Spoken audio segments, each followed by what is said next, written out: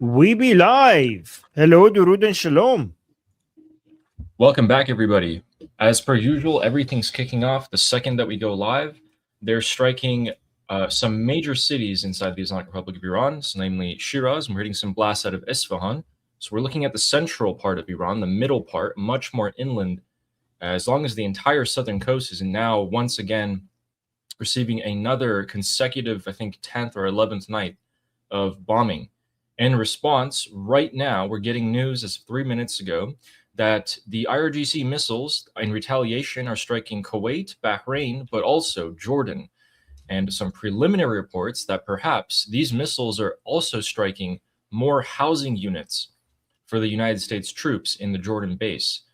I really hope that they have some adequate protection or evacuation, and we do not see more casualties on the US's side here, because the potential for mass casualties is quite high.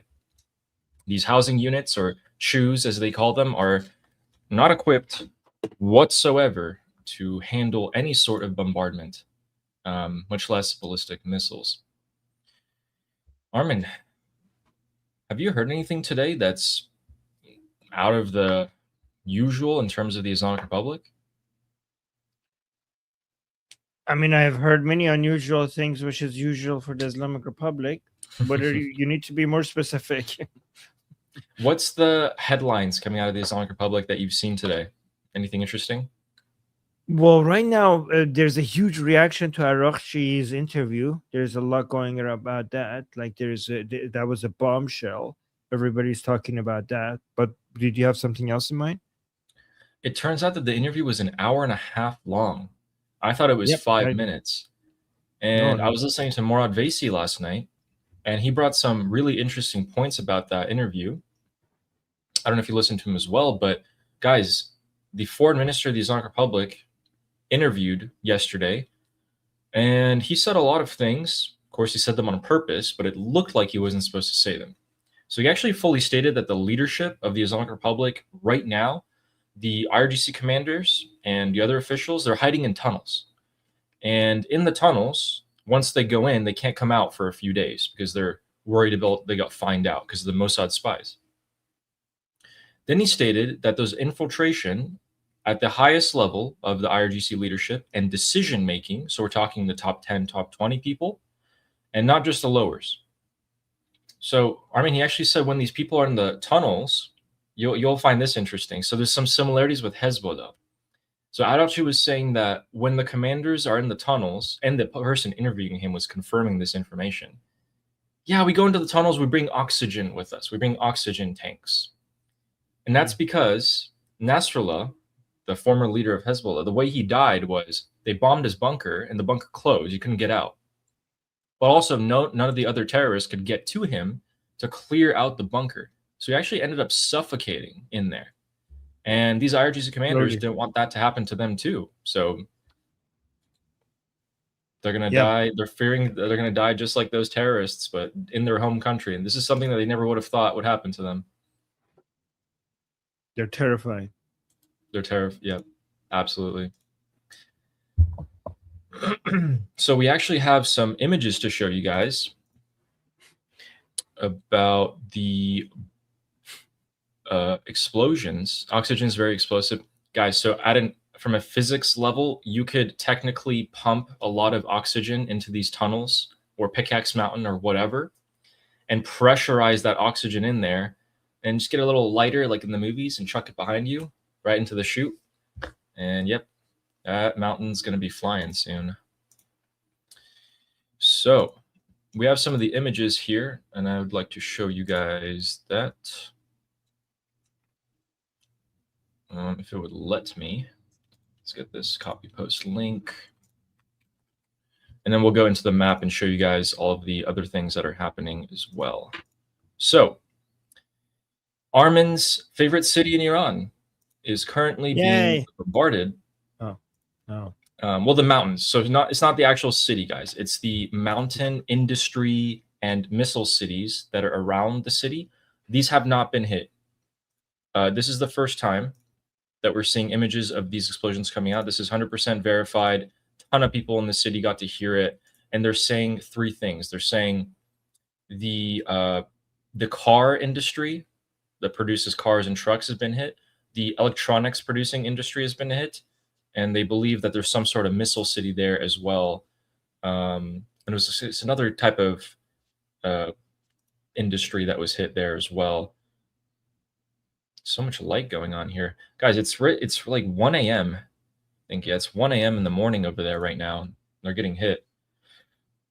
In addition to that, we're hearing more explosions out of Isfahan, but we don't know if these are blasts from the ballistic missiles launching or if it's explosions happening there. But we do know that Kuwait and Bahrain are being hit.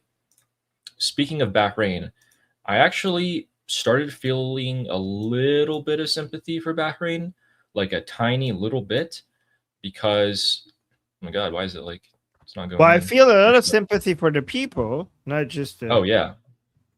The people for sure. The government, not really. Guys, so last night, I can just tell you, last night, no one in Bahrain slept. Not a minute. Not a single minute. Every 2 hours, there were ballistic missiles. There were interceptions.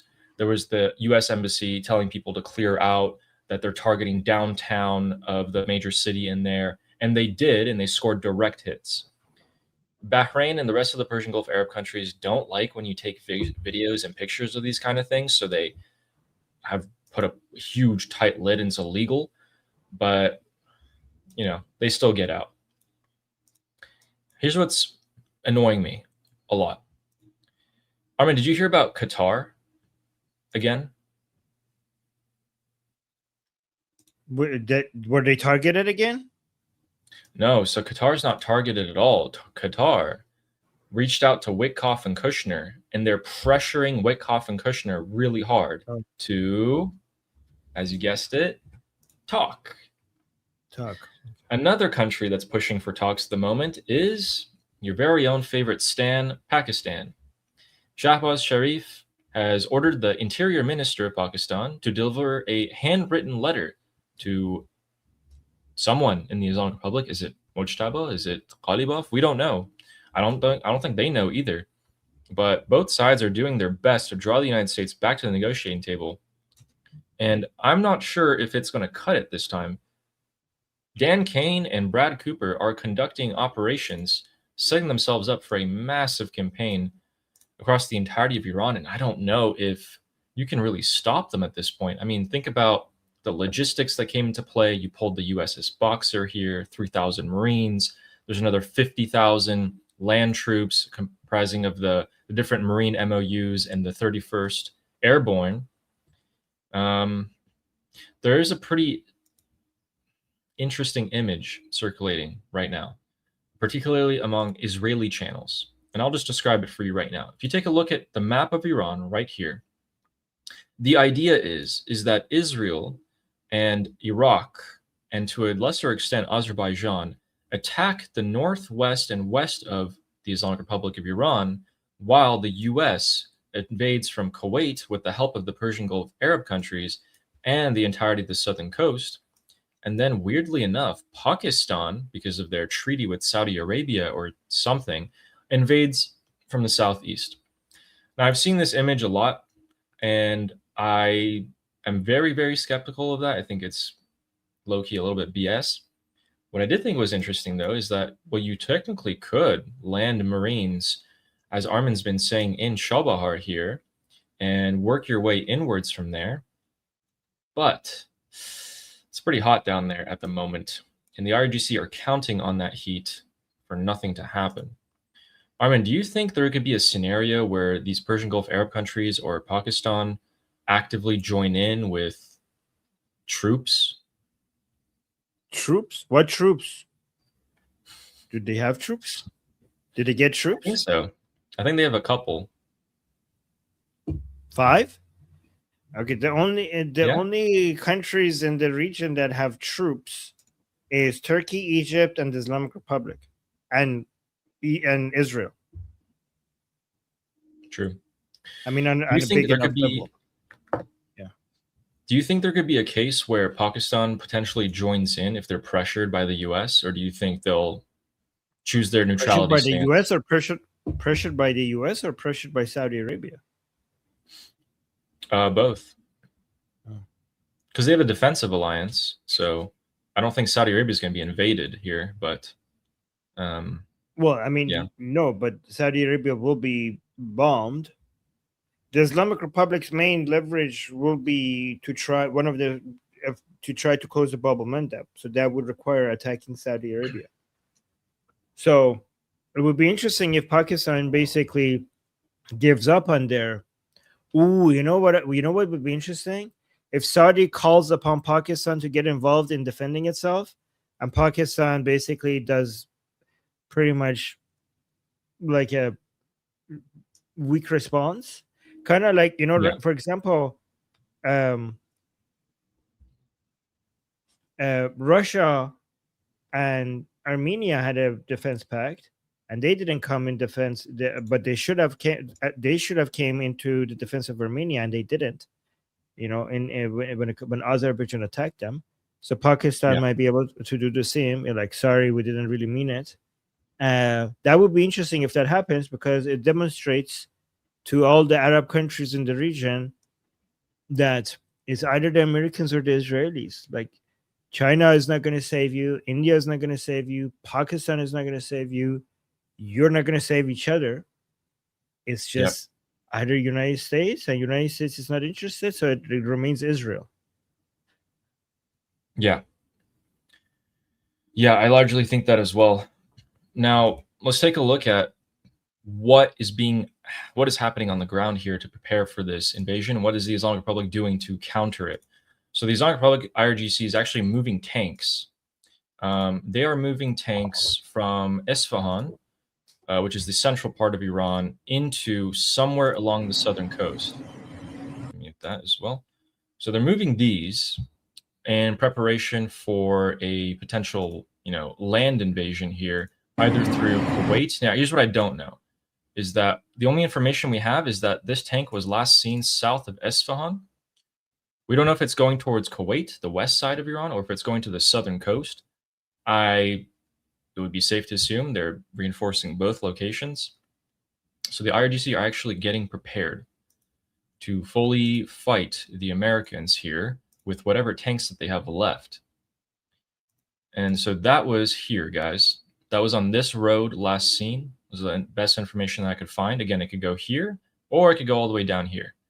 But we did see that a lot of the tunnels that were hit by the United States have been successfully cleared and put back open for business by the Islamic Republic's excavator teams. You can actually see this gigantic hole in the top side of this tunnel, which is, insanely large.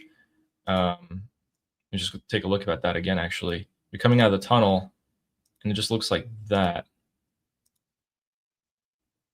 I thought they would be thicker than that, But, that makes sense. I thought there would be more. That's not the. That seemed like just the entrance of the tunnel, because the tunnel goes under a mountain, right? Yeah, So that's not. That's just the end of the tunnel, because you're not going to be able to see hole above a tunnel because above the tunnel is a mountain. absolutely. That's a good point. These tunnels are being cleared up, but not only the tunnels. Let's go into the middle of Iran. Let's go back to Yazd, that was bombed a couple nights ago. And the missile cities in the foothills over here are also being opened up as well. So at the entrances, we can actually take a look from satellites, and you can see that there's a before and after. You can see that line. That's asphalt being paved for the tunnel entrance. So it looks like they're doing their best to prepare for that. Black asphalt you see is for the missile launchers to come out. Yazd is in the middle of Iran, and it's been particularly used to launch missiles towards Israel during the 40-day war. Jeez. They're preparing for that again by paving fresh asphalt to get these missile launchers out as fast as possible. Usually, they drive them out, fire the missile, and retreat back in within 5 to 10 minutes, which is largely the response time that CENTCOM wants to be able to strike them. Again, of course, I'm assuming all of the entrances to the missile tunnels are going to be completely closed again.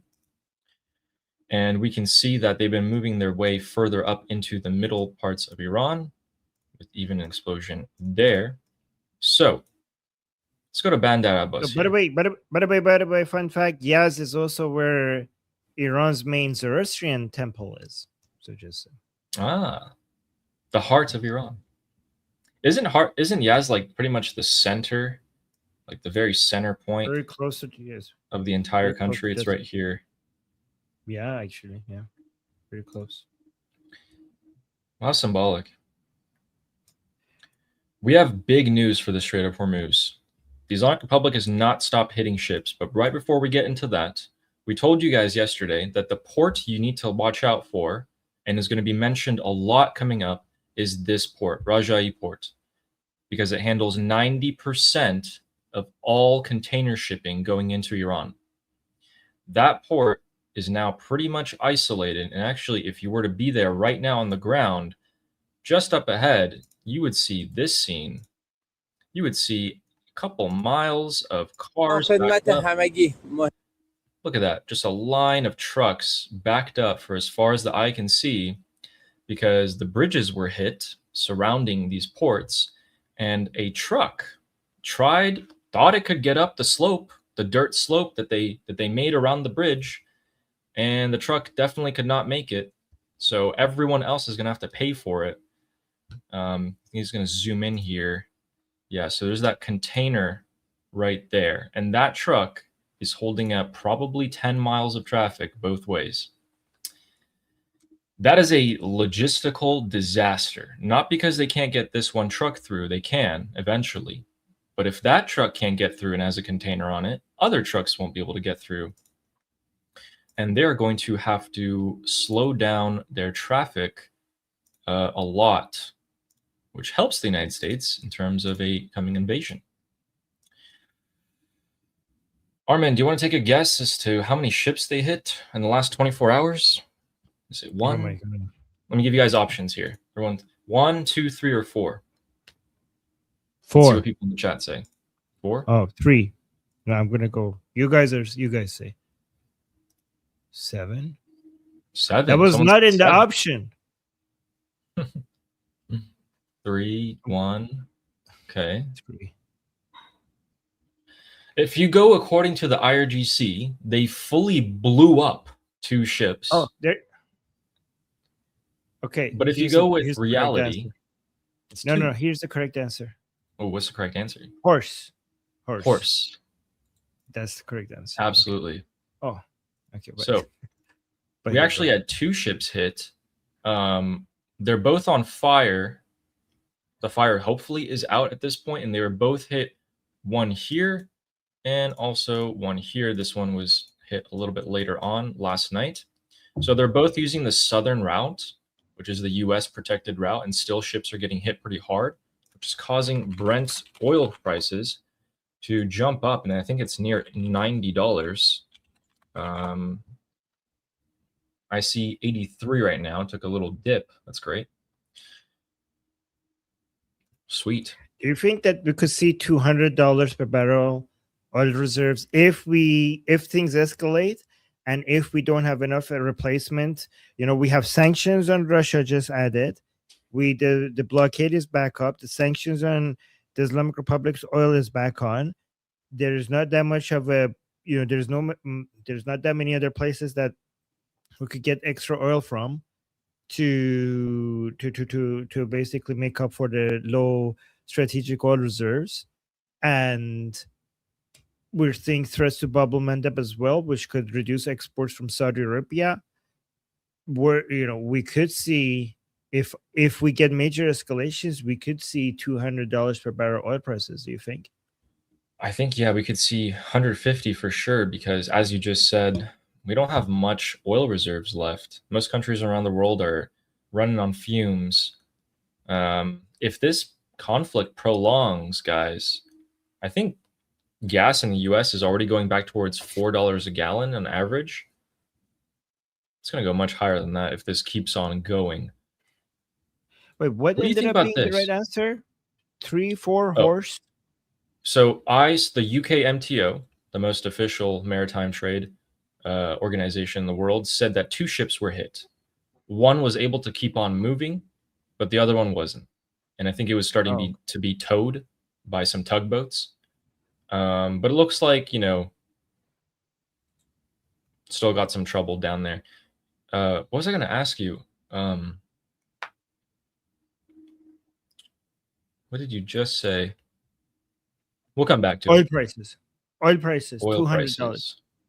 Oil prices. We will come back to it. I don't know how I forgot that. That's never happened. Oh, U.S. gas prices above $4. It was something else after that. That's totally on me. That's my bad. If you guys are wondering, how are they still able to still hit ships here? It's because there's a lot of tunnels here as well. Apparently ones that they haven't used in disguised things. We're still seeing another night of pretty intense bombardment actually tonight, all across Iran. I'm not sure how much more degradation of their defenses is left, to be honest with you. And the general consensus among all analysts, doesn't matter whose side you're on, is that we are days away from an invasion or a massive campaign from the United States of America. Doesn't matter if you're Islamic Republic, opposition, Israeli, US, everyone's saying that. I would largely say probably days, if not a couple of weeks at this point. The Islamic Republic's strategy, as I was correct, was to wait for the midterms to start rolling out, which is a couple months away, and they ordered the Houthis to close the Bab el-Mandeb, which they came out today and announced that they will be doing so, but only against Saudi Arabia. Interesting. That's causing oil prices to go up as well as other costs of container shipping and everything like that, because now that area of the world is now labeled one threat higher, according to that. Why not? And why wouldn't they do it? Why wouldn't they start now? The crisis takes another couple of months. We reach midterms. It's a disaster. Can Trump afford to wait that long and incur more U.S. casualties? It's starting to not be a good look among the Republicans who are asking, the House Republicans are asking for another round of intense briefing before they vote on this $95 billion budget being added on to the Iran war. They're pretty sussed out. They want some more info. I don't know how much they're going to get because we haven't given them much so far, rightfully so. They're pretty, a lot of them are pretty, what do you call it? Compromised, something like that. So let's keep our cards close to our chest here if I'm the Trump administration. Okay. Do you think if they start right now, close the Bab el-Mandeb, keep attacking ships in the Hormuz, and don't negotiate, that by the midterms, another 3-4 months, we see a disaster scenario? This is what the Islamic Republic thinks. The Islamic Republic thinks that if it could demonstrate to the Americans that right before their midterms, they will have a disastrous scenario when it comes to gas prices, then President Trump is going to hold back. This is what their entire strategy right now is focused on convincing President Trump that they could make, oil prices skyrocket and make it very, very devastating for the Republicans in the midterms. And honestly, if you think about it, that should be the strategy regardless of what President Trump does, because if the Democrats win big during the midterms, then they're going to be President Trump is going to be so busy with impeachment, and so many obstacles being thrown in his way that the Islamic Republic might think that, the Democrats are going to save the Islamic Republic. So right now, the Islamic Republic's entire strategy should be to try to make the Democrats win, and that would be their greatest ally. And what do you think about J.D. Vance right now? He was the face of the MOU in the talks, which has completely fallen apart and gone, down a disastrous route. What's kind of the backlash there? Well, I think he's right now he's losing popularity among both the people who wanted among three groups of people on the right: the people who wanted the MOU to work, the people who wanted the U.S. to go fully against the Islamic Republic, and the complete isolationists. Like we have some people who wanted the MOU to work, but they're not completely isolationists, and then we have the isolationist anti-Israeli people. I think his popularity among all three is low. The people, the conservative right, that was traditional conservative right, that is interested in pushing back against U.S. enemies, they didn't like him to begin with. The people who are more interested in United States having some role, but also were hoping the MOU would work. He's shown to be a failure. Like JD Vance has shown to not be good at understanding international politics. He's proven that he cannot handle something like this. So among them, their popularity has gone down. Among the isolationists, he's being seen as more of a fake opposition against the Israeli lobby, because not a meaningful, like they considered him to be weak and also too wishy-washy when it comes to his most recent comments against Israel and intervention. So he's losing popularity in.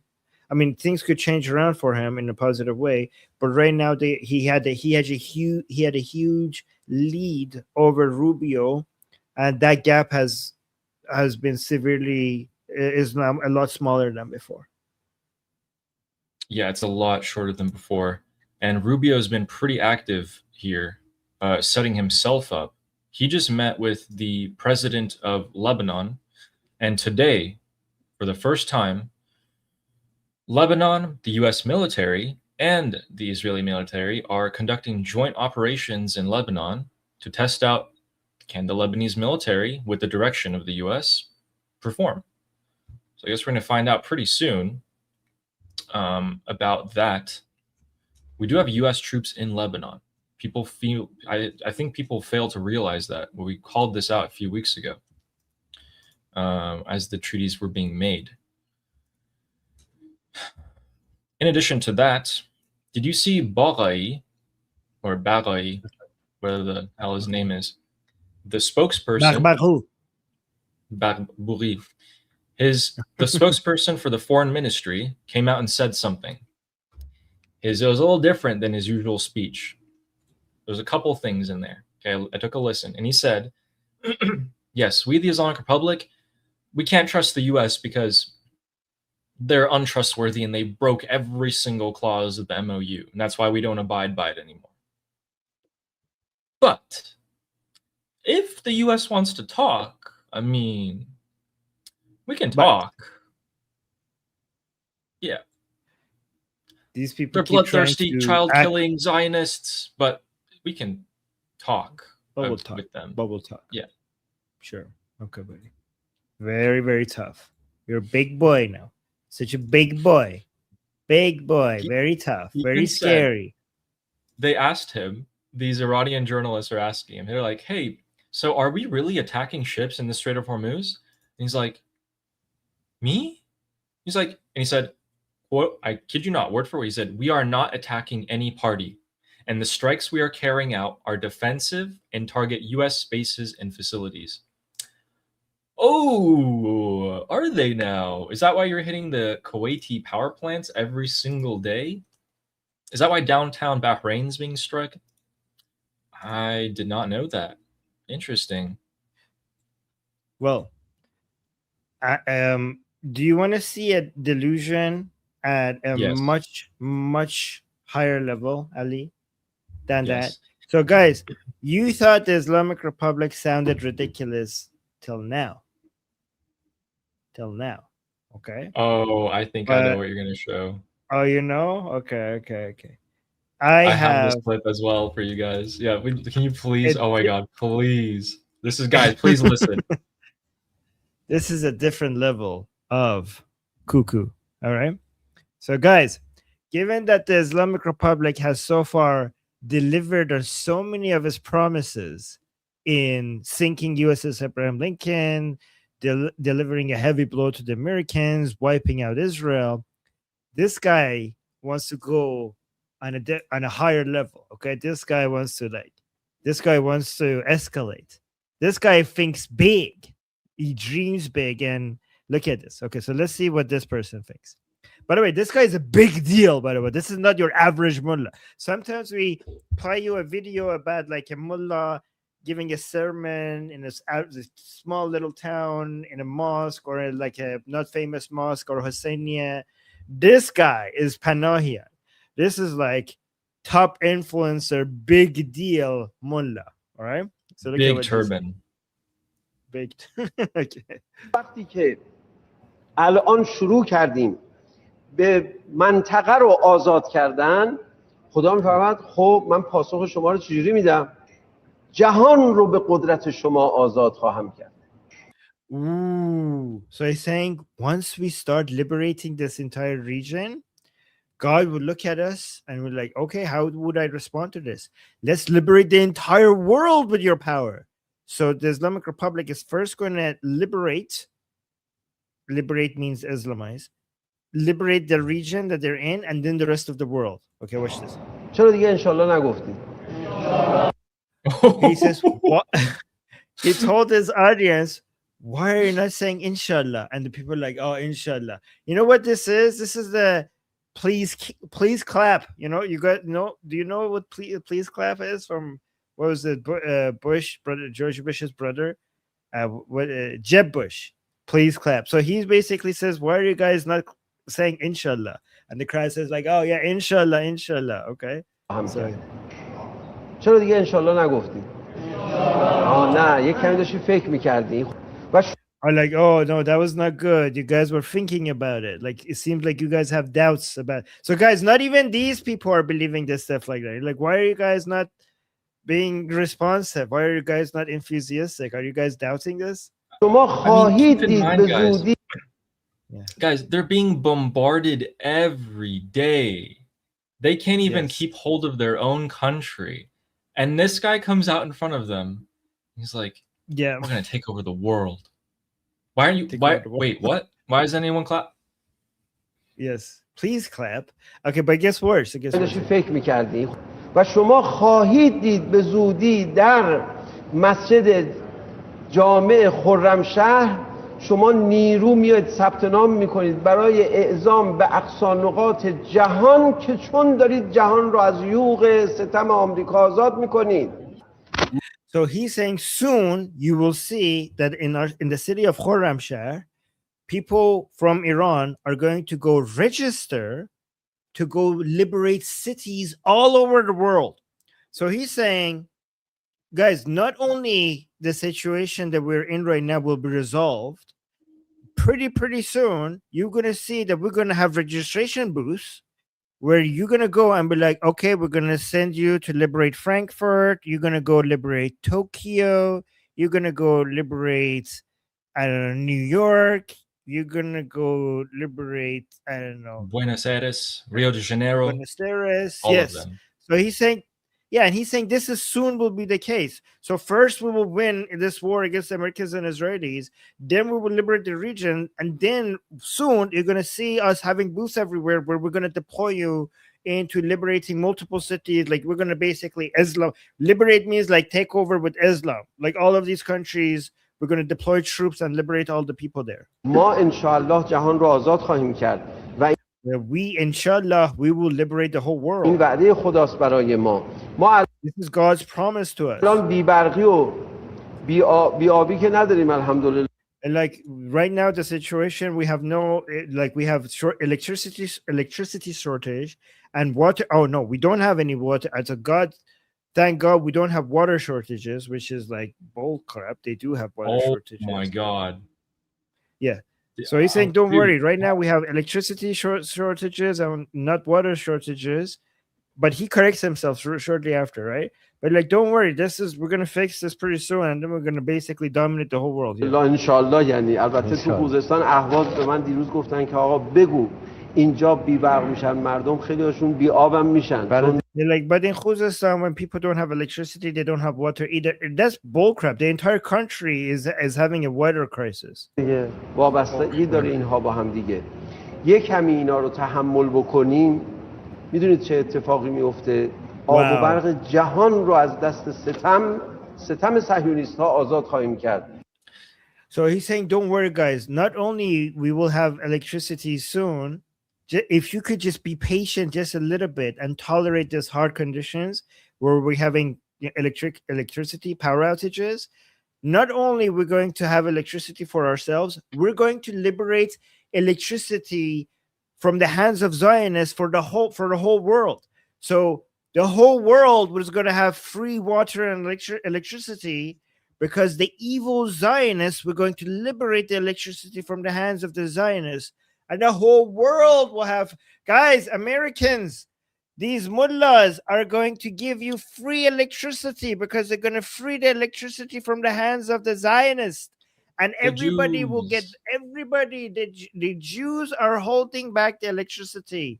And once these people take over the world, everybody gets free water and free electricity everywhere in the world, because the only reason why you're getting an electric bill every month is because the Jews are holding the electricity back.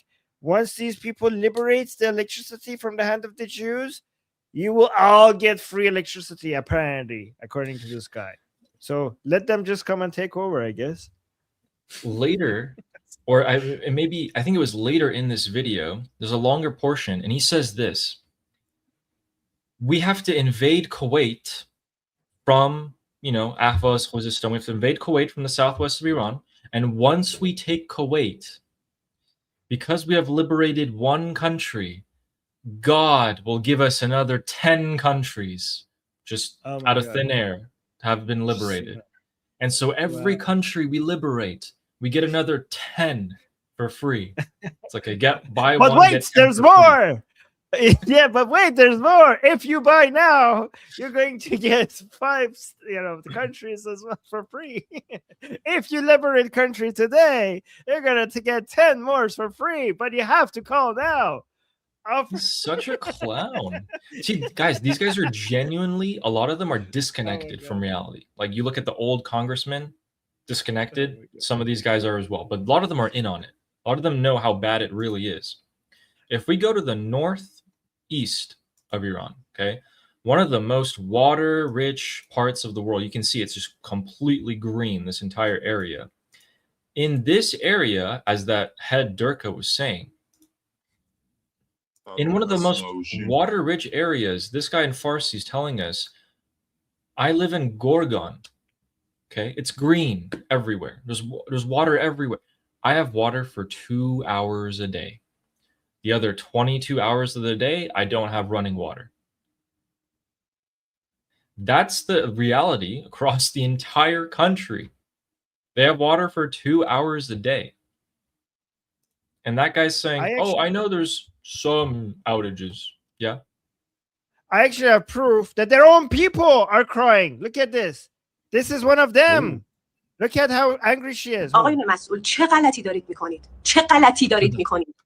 به بهانه جنگ تعدیل نیرو کردین، کلی مردم رو از کار بیکار کردین، هزینه ها 1000 برابر شد، اجاره ها، نمیدونم پول همه چی، خورد و خوراکی که Like she keeps getting angry and angrier. Hold on. نبینین که اینجوری خونه مردم. Look at, she's so angry. She's pro-regime. She's pro-regime. Look at this. خدا وکیلی چه نونی؟ Because you know why she got so angry? They came out and they cut her gas because she couldn't pay, because gas got so expensive. So she couldn't pay her gas bill, and they cut her gas. And even though she's like, I on the Persian channel, I started swearing at her because she's like, oh, the officials, oh, the gas company, you are bastards, gas company. Why are you cutting my gas? And like, it's because of you're anti-Americanism. You don't look at the gas company. You did this. You did this. You said death to America. You said death to Israel. You brought war to our country. You waged war against them. What did you think is going to happen? What did you think is going to happen when you go threaten two of the most powerful, the world's superpower, and another great power, Israel, to wipe them off the map and destroy them? Did you think they're not going to come for you? Did you think they're not going to bring war into our land? And we have to suffer. So you're now complaining, oh, officials, why are you cutting my gas? Why did you bring war? You were the ones who were saying death to America. Didn't you say that we will give our lives to bring down America and Israel? You're not even willing to give gas. You're complaining for giving up gas. What happened to going and becoming martyrs? for killing Americans and Israelis. Look how angry she is. Look at this here. یه سر سفره زن و بچه‌تون میذارین. فقط میگم الهی خیر نبینین، الهی خیر نبینین که اینجوری خون مردم رو دارین تو شیشه میکنین. اصلا شرایط رو نمیفهمین. میگم 24 ساعت به من زمان بده. میگه همینه که هست. زمان تو اصلا دارین عذاب میدین. هانی که با بدبختی داره پول کارگری در میاره، چه جوری بیاد پول آب و برق و گاز بده؟ به زن و بچه‌ش بگی برید بمیرید؟ ای خاک بر سر تک تکتون. Yes. خاک بر سرتون. Yes. خاک تو سر خودت، خاک تو سر لجن خودت. تو این بدبختی رو برای ایران آوردی با اون مرگ بر آمریکا گفتنت. We have videos, more videos like this for you guys, but not from the regime supporters. We have videos from the Iranian people. But, Armin, isn't it significant that a large portion of the regime supporters have faced, in the last 7 months, a lack of pay, increased prices, internal division amongst their own camps, shaking of their ideologies and how strong the Islamic Republic is, and now they're getting bankrupt, jobless? Is guys, some analysts out there are saying the Islamic Republic is getting stronger. Armin, are they getting stronger? I think so. I think it's over for us. Guys, pack up and leave. It's, you know, I cannot believe there are coward congressmen and senators, cowards, who are advocating for us to withdraw our troops from the region and to pack up and go and say, we had 4 casualties. That's it. Let's run. Is that American ideals? Are you insane? And you're in Congress? What? How did you even get there with such anti-American? If someone kills our troops, we go and kill every single one of them. We don't run away. Look at them. They can't even pay for their own gas.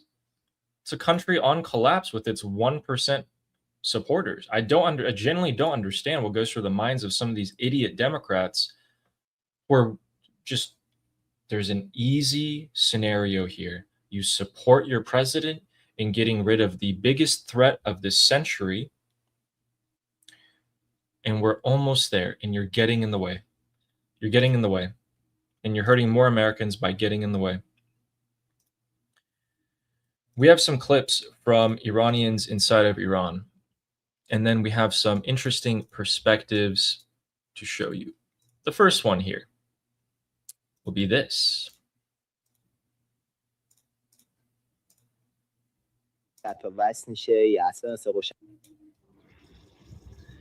من یه پدرم با 3 تا بچه دارم.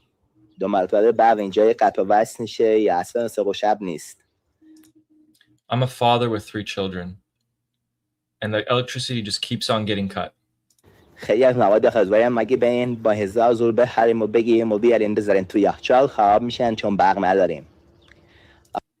And whatever food I can manage to scrounge up by using all of my money to buy food for me and my family, I bring it, I put it in the fridge, the electricity goes out and it spoils. آخه تلت این داستان پیروزی رو خودنانیدن.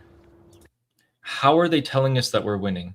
How are the officials telling us that we're winning? اگه جنگ و گردید و پیروز شدید چرا ما مردم بدبخت بود؟ چرا نه آب داریم نه برق؟ If we really won, if we're winning, why are we running out of electricity and power?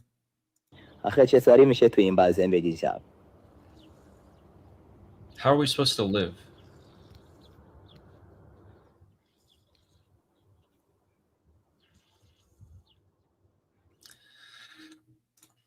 That is sparking some pretty big anger, but let me show you one more wall graffiti here. This has been a question for many of you. If Armin, if you could do us a favor and read what this says. This has been a question for many of you.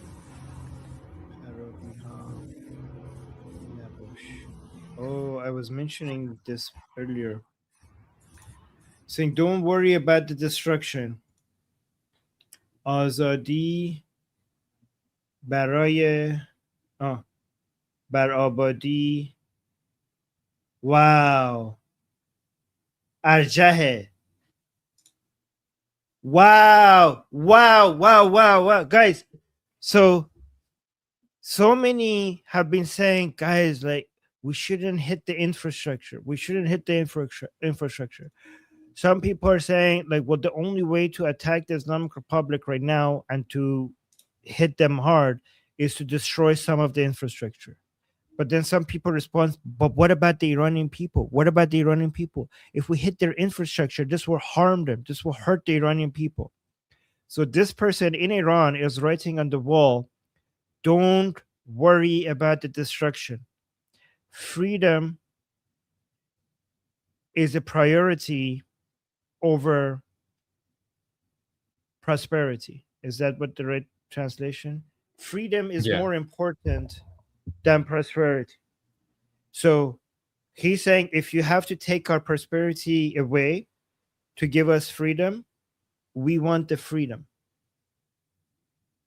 Because what prosperity is there? Is this prosperity? Having water for 2 hours of the day?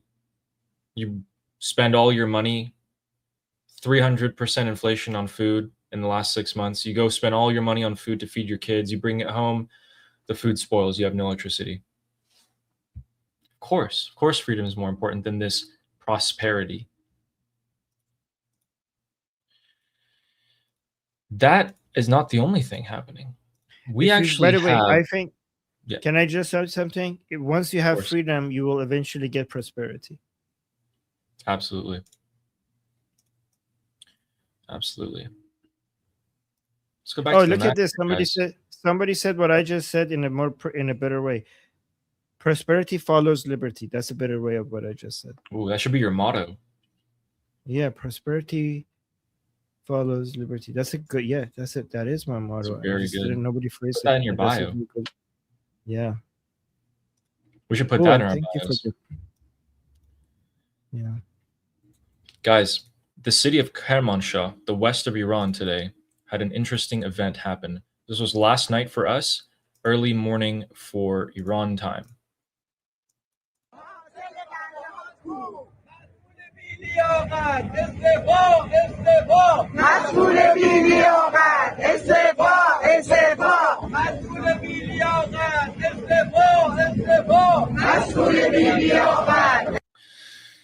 These are members and veterans of the Iranian military, particularly of the Air Force, and they have gathered to protest against the government.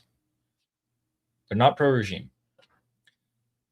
These people are adding on to all the existing groups currently protesting. So what I'm trying to tell you is that there is a buildup, not decrease, of people coming out in staged and organized protests at the moment that can all spark into something bigger. We have veterans that we just see right here. In the past couple of weeks, we've shown you students, we've shown you retirees, and we've shown you people who have been laid off, who are unemployed. These are the four main groups right now that are coming out and protesting, and they've been met with tear gas already. So it's not like no physical altercation has taken place. They've been hit by batons and tear gas. And we're only seeing more and more groups adding on to this unrest. So there's a buildup here.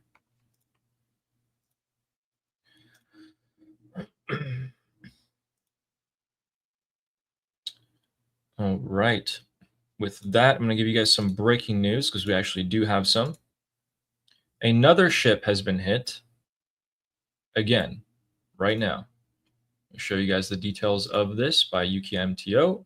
So as of 10 minutes ago, another ship has been hit in the Strait of Hormuz. This was also traversing the southern route, I believe, and it was hit by an unknown projectile.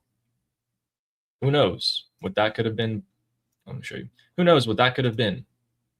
Unknown projectile, Strait of Hormuz. What in the world? Guys, who could have done that?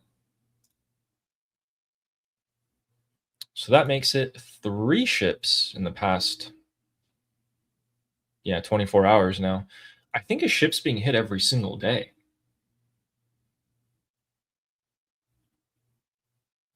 Pretty much. Honestly, you're never going to be able to see the reliable normality here ever again until the Islamic Republic falls. It's not going to happen. And the longer this continues, the more these ships get hit, the higher the insurance gets, the less ships want to come and do business here, which means oil prices needs to go up higher in order to justify that as well. Anyway, we've also seen throughout history that ship traffic does not go back to pre-war levels in that area almost ever, not even decades into the future. So we'll see. I mean, this is a very important strait, so it might be different.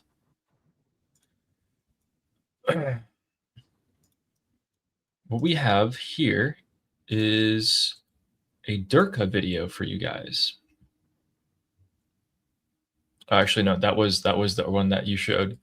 It's just the one he's saying, yeah, if we get one country liberated, we'll get 10 in response.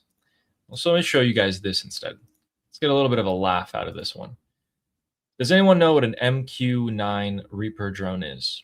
It's used by the US military. It can fire rockets. It can, do surveillance. And one of them was downed yesterday by Asaluye, which is one of the biggest petrochemical industries in Iran. And something quite interesting happened. Let's just take a look real quick. So here it is, the engine, and I believe the rotors. So this is the back part of the drone was hit, and it landed here along with all of its various different parts. And some of the perhaps villagers of the area got hold of it, and they decided to take it with them. Literally. They put it on the back of a donkey, and they started hauling it off, which was quite funny. There it is, being hauled away. Property of the US government. I don't think they're going to bring it back. I think it's gone.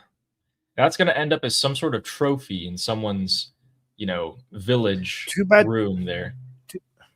Too bad they don't have eBay, because you could have put that on eBay.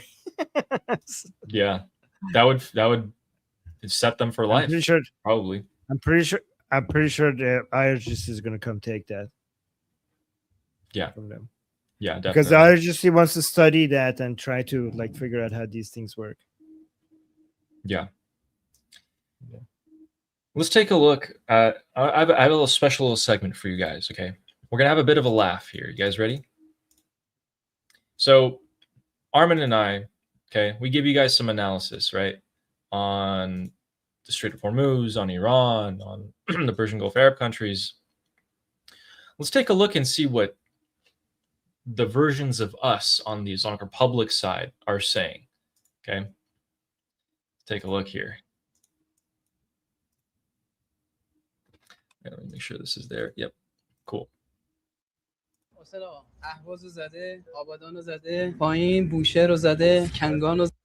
They hit Ahvaz, they hit Khuzestan, they hit Bandar Abbas. زده بندرلنگر رو زده خمیر رو زده یکی دو تا جزیره اینجا زده قشم رو They hit this, they hit that, they hit this and that. زده خب بندر عباس زده سیریک زده. And then he repeats himself another round. They hit Bandar Abbas, they hit this, they hit that. جاست زده اومده تا اینجا کنارک و چابهار هم زده 4900 کیلومتر نقاط رو زده. They hit all these areas. They hit all these areas. This is a serious Islamic Republic, Fars News. They're all sharing this. They're like, this is our top analysts at work. ولی اون چیزی که نسبت به تنگه است اومده راه‌های مواصلاتی هم زده. But yes, in relation to the Strait of Hormuz, they also hit there too, even though he just literally named every single spot along the Strait of Hormuz.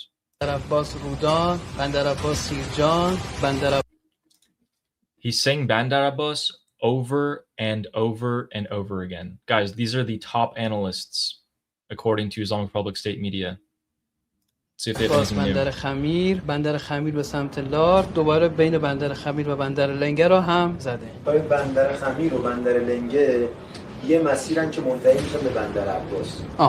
And this guy comes in and he's just echoing the other guy. He's like, oh yes. So the other guy came in. He's like, oh, he hit this place, which was relation to this place, and this other guy's like, wait, I gotta say something too. Okay, so yeah, they hit all those.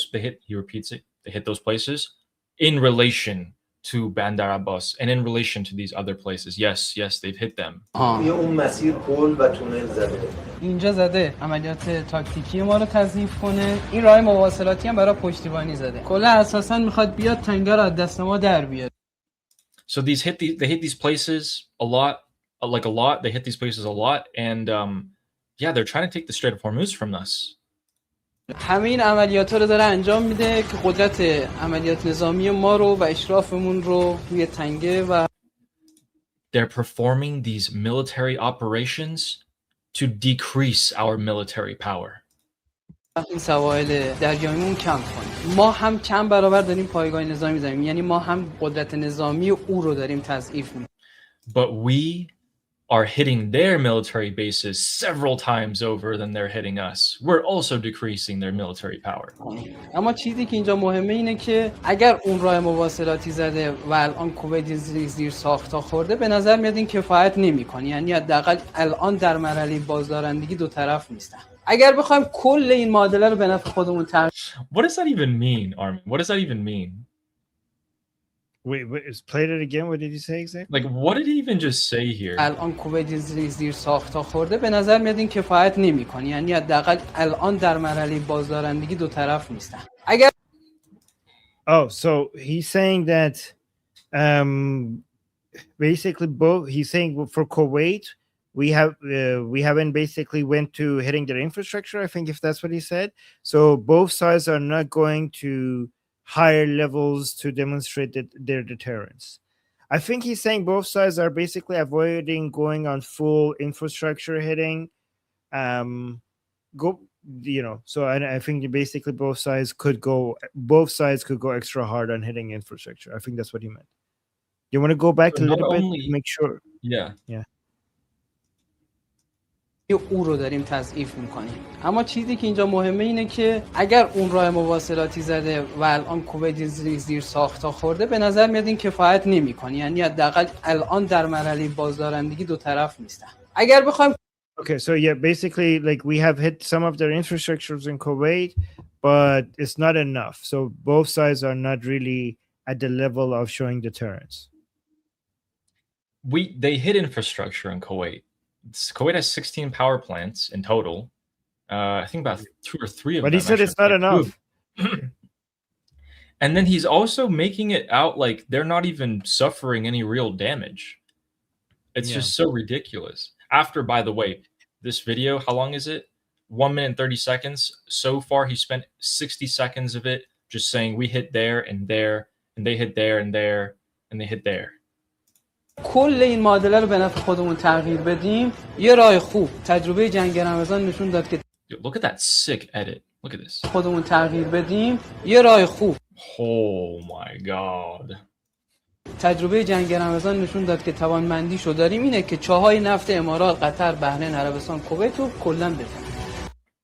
So after saying a whole lot of nothing and these weird edits that they're doing of this guy, he said, we need to hit the infrastructure of the Persian Gulf Arab countries, their oil. We need to hit their oil. Yes, absolutely. That's great.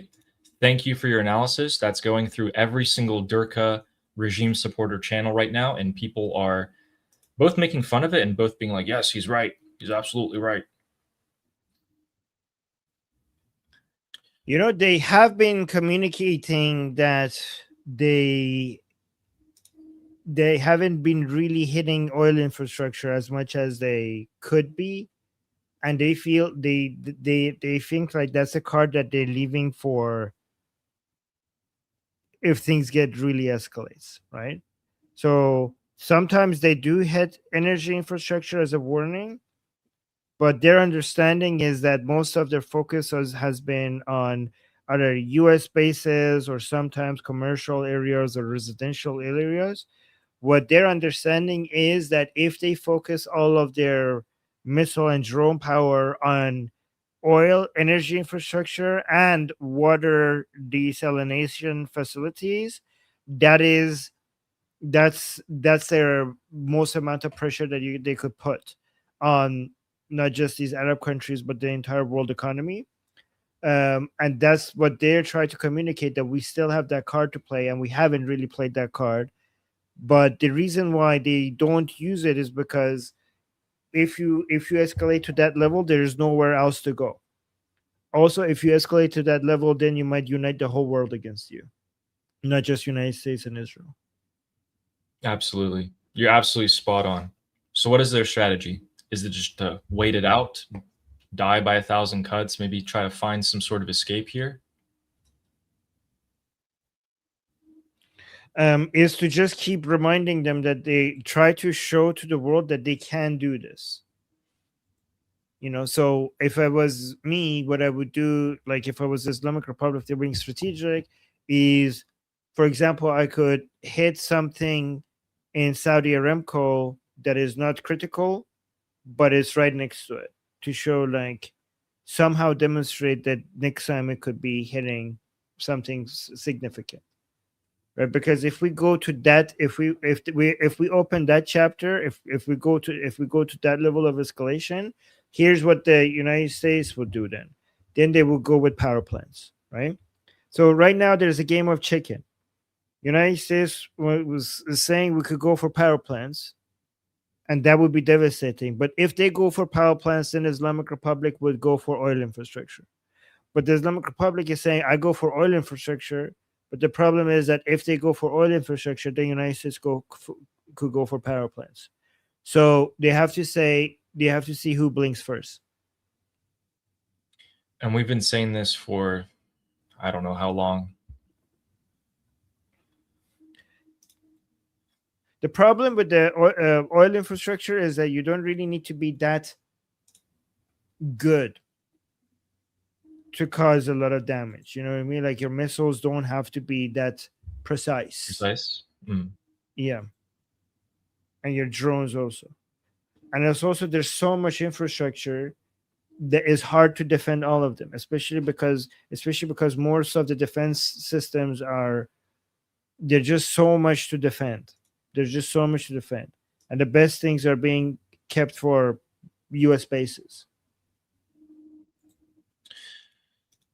So in terms of defense and offense, those, Islamic Republic analysts were talking about that. Let's take a look at what the United States literally has right now. Take a look at this aircraft carrier. So this is Hung Sao. He is the acting secretary of the Navy right now. And he just visited the USS Theodore Roosevelt, which is located near Hawaii. And it gave us a little perspective on what the flight deck of these carriers look like. And keep in mind that these are all 18 to 24-year-old young men operating, billions dollars worth of equipment and having massive responsibilities. Shut that off. I mean, it's not even close, Armin. The military of the US is not even playing the same game that the IRGC are playing here. The IRGC have some outdated tanks. They got some, 40, 50-year-old jets that belong in a museum. That's about it. And they knew that this would always be the case, so they started drafting up plans a few decades ago of asymmetric warfare, which is the speedboats, the overwhelming the opponent with drones and missiles and things like that. And that has largely led them to be holed up and just receive massive punishment, like, where is it? Here we have Tehran. So guys, this is an aerial view of Tehran. As you can see, there's like a billion buildings there. And you, as a fighter jet pilot, are going in and you are pinpointing a small room in this city, not a building, a room.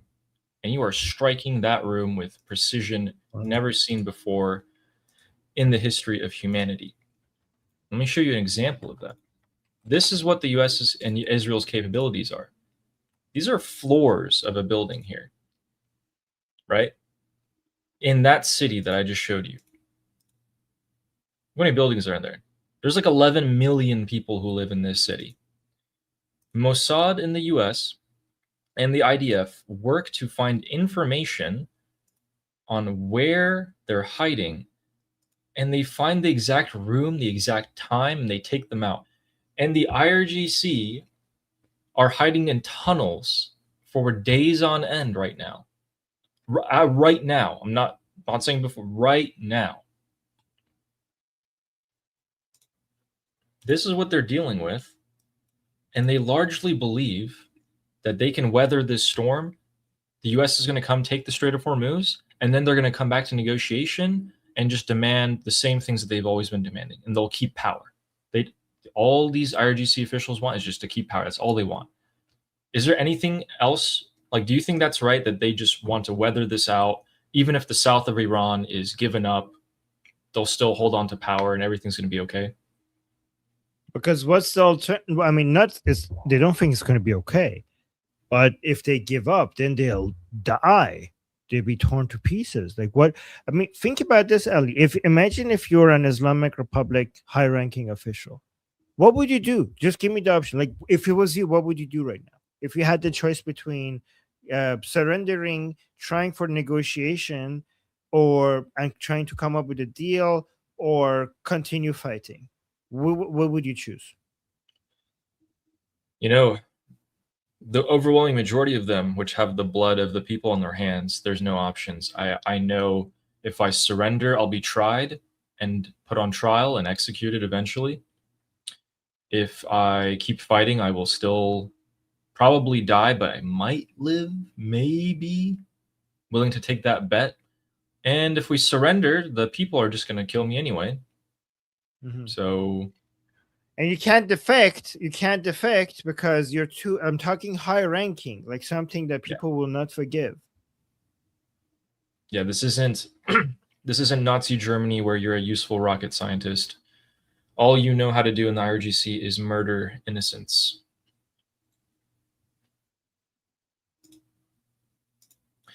So, I actually have a question for you, which is really. I've been wondering this for a few days now. I want to see what your thoughts were. The IRGC know that there's no out option for them. And the more you push them into a corner, do you think it's a possibility that they'll want to look for an out? Do you think it's a viable option for the US to come and offer them an out? What is the out? Like, what out? Trump comes and talks to them, says, hey, listen, if you surrender, and I mean really surrender right now, I will give you, safe passage to Russia or China or something like that. Is that an option? Well, you can't trust Putin. Assad is under house arrest. Could be used as a, I mean, Putin at the end of the day is still like, okay, so Assad was never as hell-bent on annihilating Israel as the Islamic Republic officials, right? And he's now under house arrest in Russia.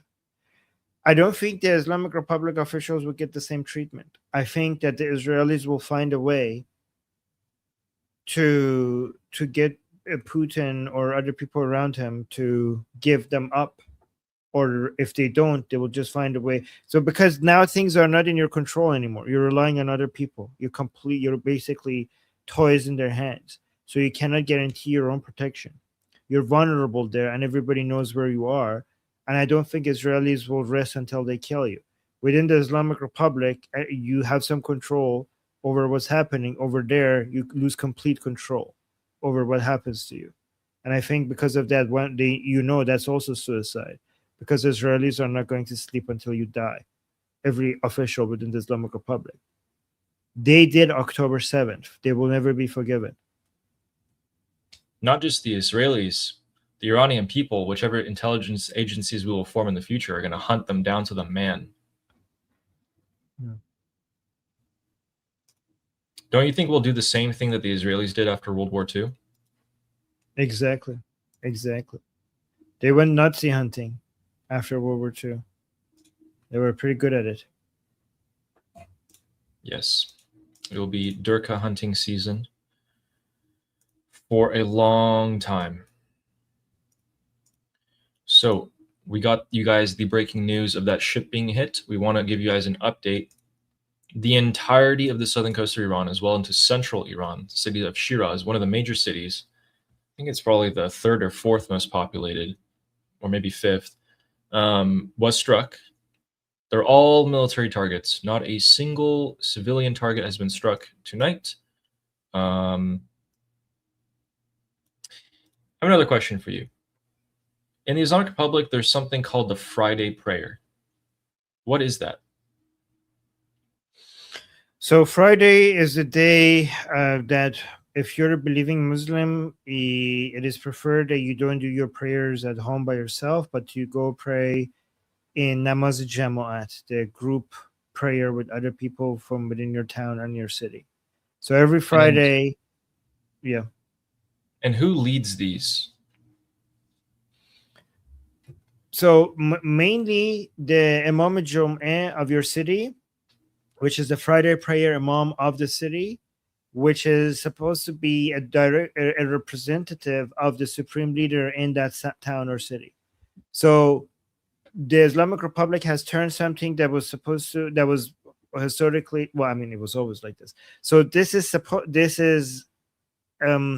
pretend that this is just an Imam that you go and pray with behind him while he's praying, but it's actually a political network operation connected to the Beit Rahbari. So basically the Imam Jum'ah, the Friday prayer Imam of every city and town, is not just leading the Friday prayer, the Friday prayers, but it's also the representative of the supreme leader in that city, and is responsible for setting the narrative, doing the propaganda, doing the marketing, and doing any operational work that is. So a lot of people think that the Supreme Leadership Office is just that office in Tehran, the Beit Rahbari, but it's actually a whole network of operations all across Iran. And that network of operation is maintained by the Friday prayer mosques and the Friday prayer imams. So the Supreme Leader Office passes down directions across to all of these Friday prayer leaders across the country to set a narrative and keep political support, is what you're saying. Precisely. Well, you know, there is like around 1,000 of them. That's a lot. Guys, in Sistan, Balochistan, the southeast of Iran, in the small city of Mir Javed, there was a Friday prayer leader who got assassinated. According to the local media there, we saw, this is in Farsi, you can read it, but there was a Friday prayer leader who gave his sermon, or whatever you want to call it, and he got taken out afterwards. Unknown individuals went and checked, saw that the local media reported this, thought it was not too significant, but this kind of thing does happen in Sistan, Balochistan, assassinations of not only the IRGC, but other such individuals. But just want to bring it to you guys' attention that these things are possible. They do happen.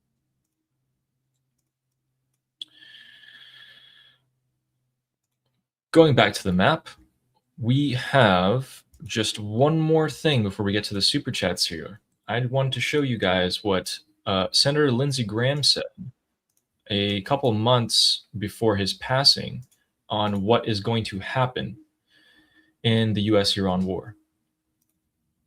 Here's what I think will happen next.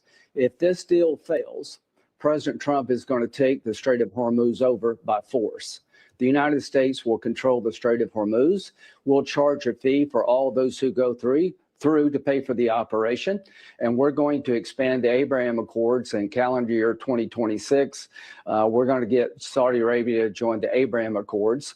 and which is the biggest change in 5,000 years in the Mideast. And if Iran contests control of the Strait of Hormuz by the United States, will obliterate them. So to all the people listening, if this diplomatic effort fails, President Trump is going to take the Strait of Hormuz. Yeah. We're going to run it. We're going to try to get Saudi Arabia to join the Abraham Accords to end the Arab-Israeli conflict in 2026. And if Iran continues to attack Israel and Lebanon, the new policy will be, we'll hit Iran. So to the Iranians, if you're listening, when you use Hezbollah to attack Israel, I think the new policy will be, we will attack Iran. Indeed. And sadly, he passed away. May he rest in peace. He was a big advocate for the Iranian people.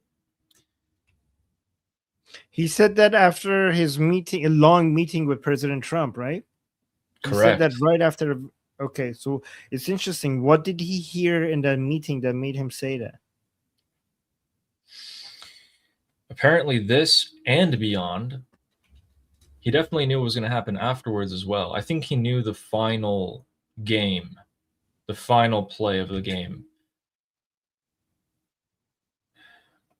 Regardless, we're going to find out for you guys because we're here every day. We do this. This is what we do. And we've been telling you, and it's been great to see what we've been saying is largely happening because it looks like we're on the right track. So,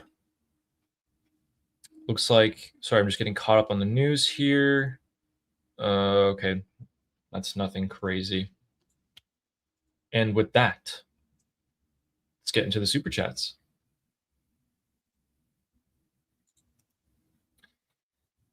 Stunner672 became a YouTube member. Thank you so much for joining. Welcome to the group. Welcome. And Jean has given us 2 gems. I've never seen that before. And said silver star. Wait, 2 gems? What is that? Yeah, is this new or is that? Wait, maybe he was. What is 2 gems? Okay, maybe he's just that's his. Maybe he's just calling. Maybe he's just calling us 2 gems. I think that's what's happening. Oh no, it's not. Is it? No, his message is silver star. Oh. Guys, what are gems? What? But thank you. No, not gins. Gems. Gems. Gems. I want gins actually. Can I get 2 gins? Oh. Yeah. Thank you, Jean. And Fleshy Interloper says, Ali chat, best chat. Oh, thank you so much. Oh wow. We're getting. You know what I love? Wait a minute. Is that what? People in the chat loves trying to set us against each other. It's so funny. Okay. Yeah, guys, we're beefing. Yeah, we could play into it. Yeah. Traitor, Fleshy, not you. Not you. Oh man. Stab in the back. Not you, Fleshy's Brutus. trying to incite an uprising. Brutus. Brutus. Yeah, I'm Brutus. No, Fleshy is Brutus. Thank you, Fleshy. And George Hansen saying, committing heavy armor as I predicted. Now they are easy targets while mobile. I think they'll be easy targets no matter what. But it looks like I mean, it's hard. Here's the thing, like a long time, I think this was 15, 16 years ago when the nuclear program of the Islamic Republic was really kicking off and they found out that they're starting to build nuclear weapons. They testified in front of Congress and senators, the US military, and they got grilled. The congressmen were like, how is it that we, the United States military, with the best equipment in the world, cannot see that they built this massive tunnel complex and they put centrifuges in there? And the military responds back and they're like, well, sir, you're absolutely right. We have the best stuff. And we can zoom down from space and see someone's name tag if we wanted to. But we can't look everywhere all the time. I think that's largely still the problem that the United States has, which, I mean, they're not God. According to Moran Basie, they are, but they're not God. And if they're moving them, especially in the cover of night, just randomly on multiple different highways, it's really difficult to see that. And I'm not sure they're really a priority at this stage either. I think they're going to try to get these tanks gathered into one area where they can take them all out with the A-10s. But good point, George. Thank you. Thank you.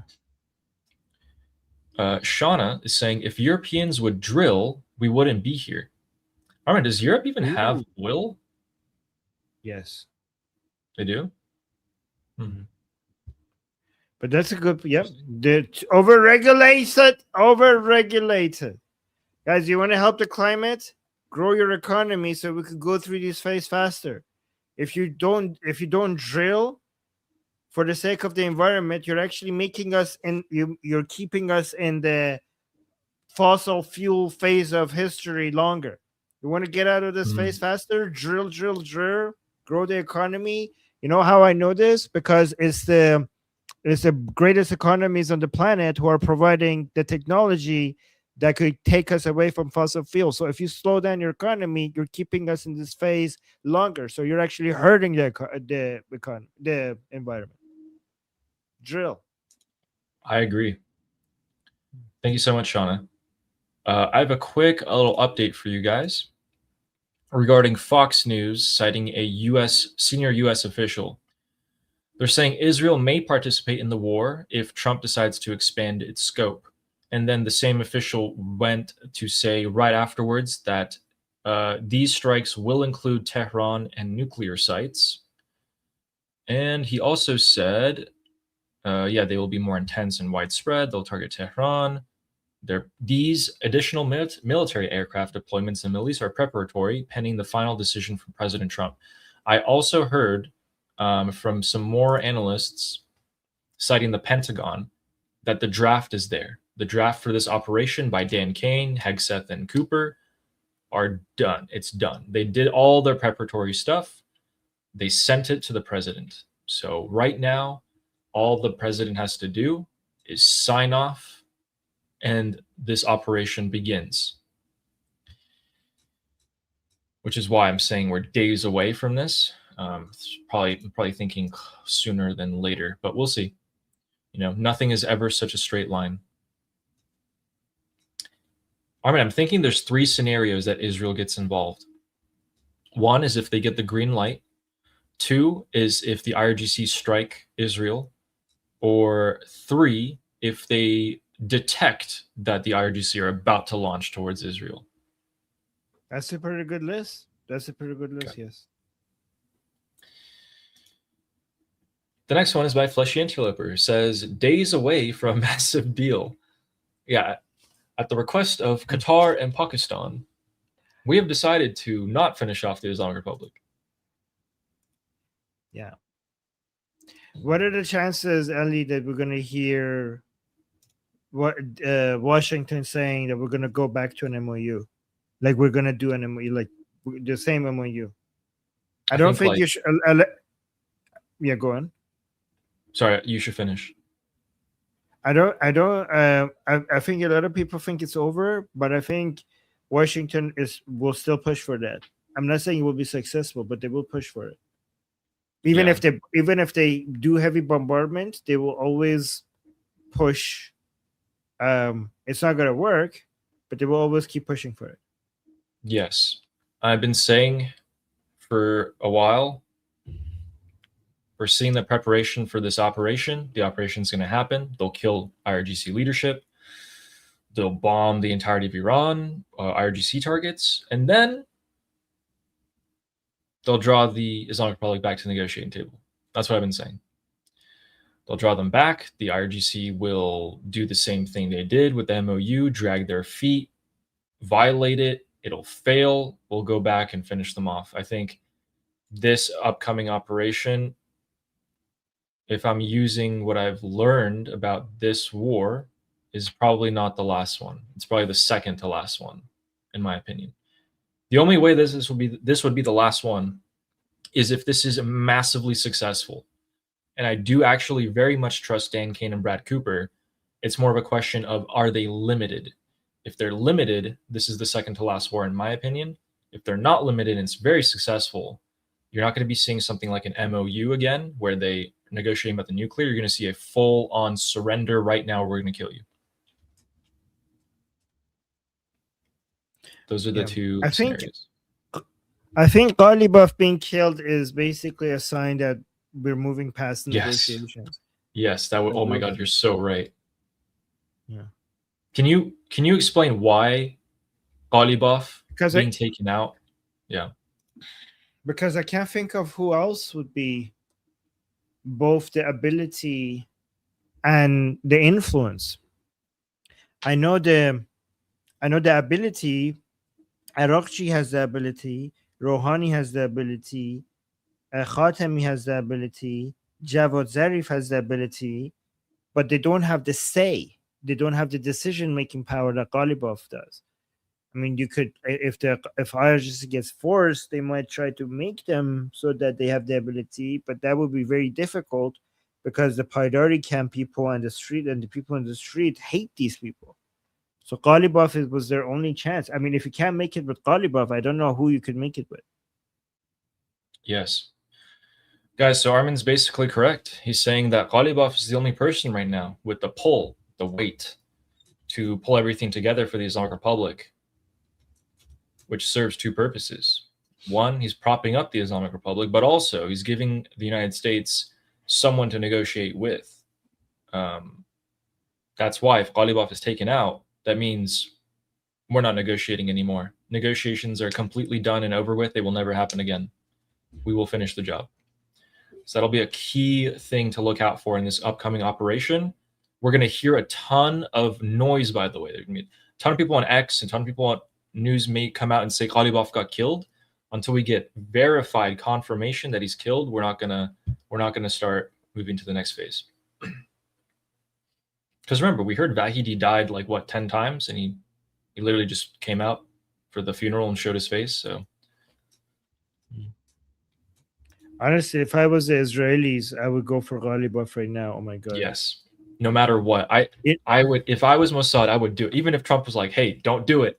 No effing fighting." I'd be like, I'm getting them. Wouldn't I be able to do it and pretend that it was one of the pro-regime anti-MOU people?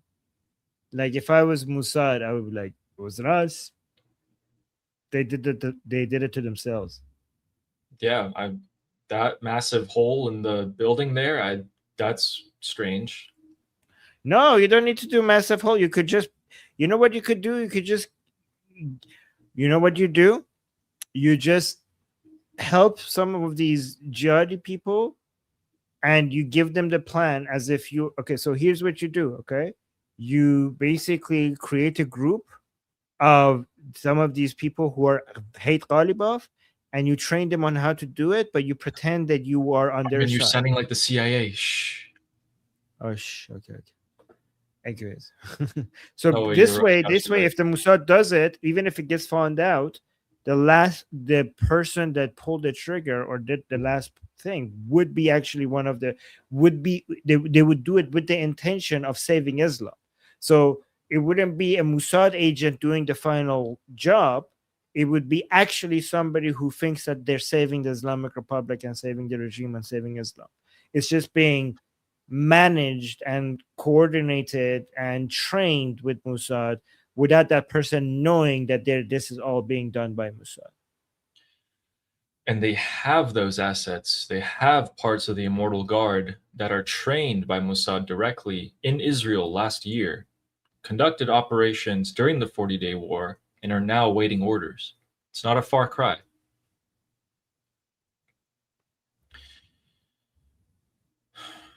But I hope so. But here's the thing: you can't fool the Americans; they would know. They would know. So, they would know. Yes. Thank you for that super chat, Fleshy. And me and my Aaron saying, "Oh my God, look at this guy! Look at his profile picture. He has an AI girlfriend." Wait, Ida, where are you? What? Is Ida that here? is Ida. Says, where am I? What's going on? Who are you? Hello? Oh, hello. I think it's the girlfriend. Yes. Wait, is that AI or is that a Casper's girlfriend? It's like a friendly ghost hologram. I don't know. Okay. Yes. Yeah, thank you for the super chat. You're watching us. You're watching Ali and Armin, or known as A2. Yes. Wait, Omid's saying, dude, that's you. That's oh my god, is that you? Oh wait, that's me. Oh yeah, you're right. It's the so flag. funny. It's so Oh my wait, hold on. Let me bring my monitor closer. I couldn't see. Okay, let's see. Okay. Wow, that is me. Oh That my is god, me. that's you. Oh my god. Who's that? Oh my god, don't who's Okay, who's let's move that? on from that. Jeez. Who's that? Um, Who's that? Oh my god. Okay, that was funny. That was really funny.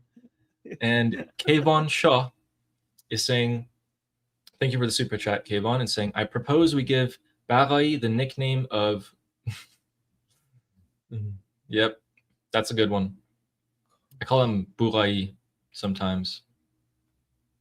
Oh, Ali's shy. Ali's not gonna read the whole thing. Okay. Family friendly show. Yeah. Eventually. Thank you, Kayvon. I think we can call him a lot of things. A lot of different things. Oh. Me and my Aaron again. Okay. Armin, why are you automatically liking my super chat without looking at the picture and the name? Okay. Me and Called my out. AI Ron. Is that what that means? AI. Hold on. People were telling us in the chat. Oh, AI so Ron. Oh, they're okay. the blue AI thing, and you're also AI, but you're being called Ron by Israelis, which means happy, I think. Mm. Oh, it's Ida. It is Ida. It is I told Ida, you it's isn't it? Ida. I told you I it's didn't Ida. actually know.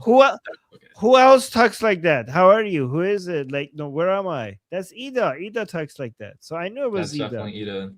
This is her revenge for me saying that she's into AI boyfriends. She made me an AI girlfriend for me telling her that she's in love with AI boyfriends. She has fantasies about. This is projection. She wants to get me an AI girlfriend because I told her that she loves AI. I see. Well, thank you, you Ida. know what, Ida? I'll take it. You know what? I don't care. I don't care. I'll have an AI girlfriend. I'll have a threesome with my wife and an AI girlfriend. There we go. Interesting. Never thought I'd hear that. Thank you, Ida. And Fleshy Interloper saying, Addy, didn't they hit their own Shadow Fleet tanker? I don't know. That ship that got hit last night was flagged out of some country with an M. So I don't know. Might be. I would highly doubt it though. That would signal something crazy, that they've lost complete control of their tracking there. Yeah, I don't know. If you can send me something that shows that that's the case, I'd show it. But thank you for the super chat. And then me and my AI Ron is saying, Inshallah, la la la la la. Wait, is my AI girlfriend Muslim? Oh. Ooh. Oh no. And also said, free electricity from the river to the sea. Ooh, yes. They're enjoying their anonymity.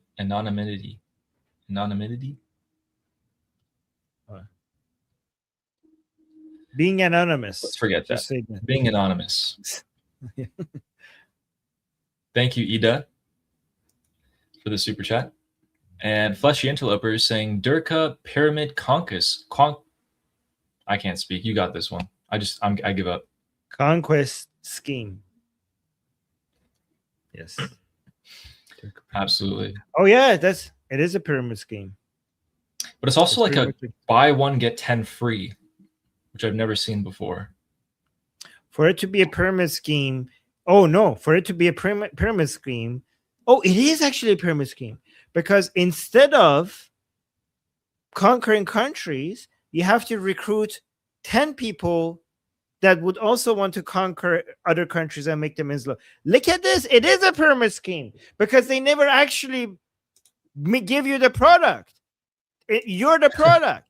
Instead of, like, yeah, let's go sell shampoos, but you make money by recruiting 10 people to sell shampoos, and then they recruit people to sell shampoos, and you never end up selling any shampoos. You just keep recruiting people.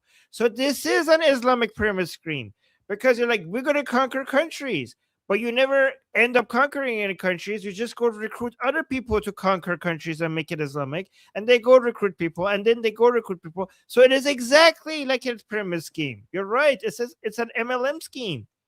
You never actually do the thing that you're supposed to do. You just recruit people. We have a couple of video updates for you guys. We have 3 updates for you guys, 2 videos. Thank you so much, Fleshy. Okay, these are actually pretty good. Guys, pay attention to this. So first of all, I'm going to start off with this one, and this one ties into the next one. The next 2, actually. So a military source, presumably from the Islamic Republic, is saying, as U.S. attacks intensify, desertions among conscript soldiers have increased. This is totally in line with their expectations. Why? Because the conscript soldiers are just regular Iranian people who have to serve in the military. This makes total sense because, as they're saying right here, since July 11th, right? Because that's when they started hitting the barracks and the centers of the conscripts, when the conscripts got killed, other conscripts around the country started seeing that it's absolutely not worth it. 1, the war is being fought in the air, and 2, their commanders are forcing them to stay there as targets, as living targets practice. And so I'm totally not surprised that defections are continuing. And let me bring up the other one as well. Sorry, 1 second. The other one is this and this. Okay, perfect. These tie into together pretty well. CENTCOM has another video. Supposedly, these are CENTCOM forces. Cut that, we don't get copyrighted. These are CENTCOM forces that are conducting a training operation off of the coast of Oman. Flexing. But speaking about the desertions, we have Reuters come out, and they've released a video.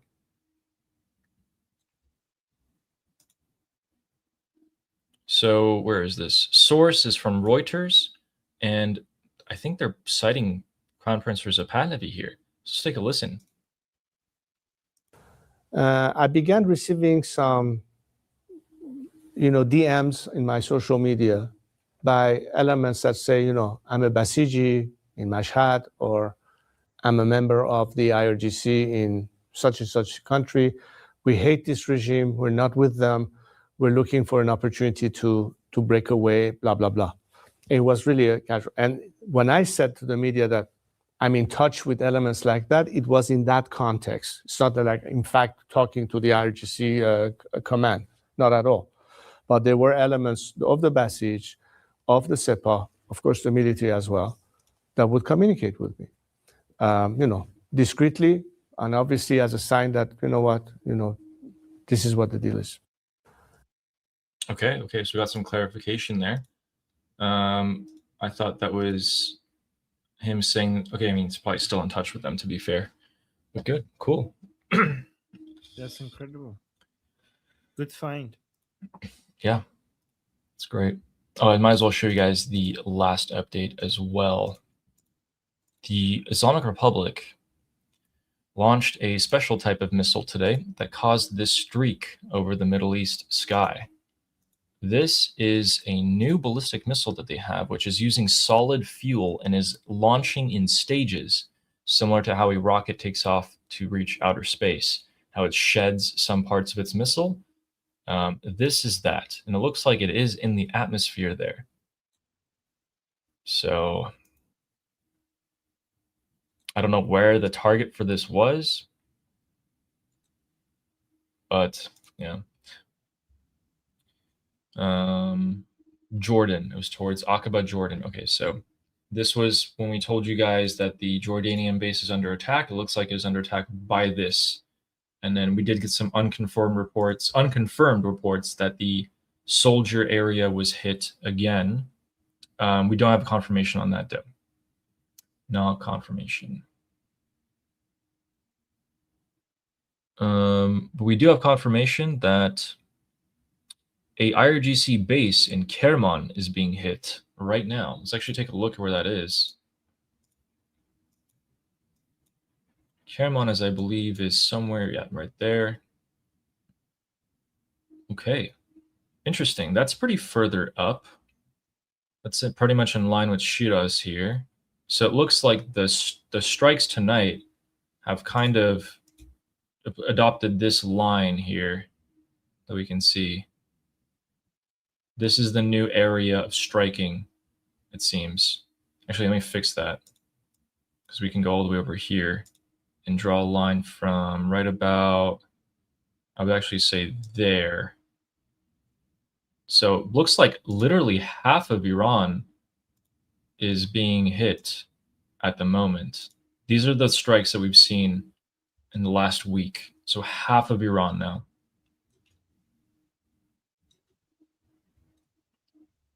All right. So that's not a sign. I don't know what is. And let's go back to the super chats. We have super chat from Nima saying, I'm seeing reports of Mujtaba fleeing Iran. Is that true? Yeah. We saw these reports during the 40-day war as well, and after he was supposedly dead. I've never seen anything verified because it would be all over social media. I mean, no, I mean, it's already all over social media, but the people who are saying that, their sources are anonymous. And the main people reporting this is this Arab news outlet. I mean, that is not a good source. Like, what is that? Yeah. A media, an Arab media outlet with an anonymous source does not make me feel like we should take this seriously. I'm not saying it's impossible, but we need better evidence for such a claim. Exactly. Let's first verify that he's alive and then figure out where he is. But yeah, Nima, I haven't seen anything definitive. But thank you for bringing it up because this is something that is going on viral everywhere. Yeah. Thank you. I wish I could give you an answer. Oh my God, I so wish. Okay, so guys, we're getting information about that ship that got hit. I think, was it 20, 30 minutes ago? Looks like it's a Kuwaiti flag ship. Interesting.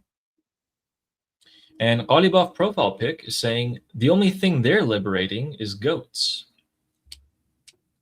No, they're not liberating. Wait, don't hurt the goats. Don't hurt the goats. Hands off my goats. Guys, save goats from Muslims. Yeah, guys, this is not a cow. I mean, it looks kind of That's weird a goat. for a goat, Don't guys. you dare. No. Don't you dare. Don't you dare. Guys, what do you think? This is a goat. Don't you get? You're triggering me. You're triggering me. This is a goat. Thank you, Ghalibov. And Channel is saying, I'm starting barbecue with propane gas. Everyone start barbecue and post propane gas grill pics to that woman. Tell her we got gas and we're nice if you say please. Oh, to the regime supporter who's complaining about the gas being cut.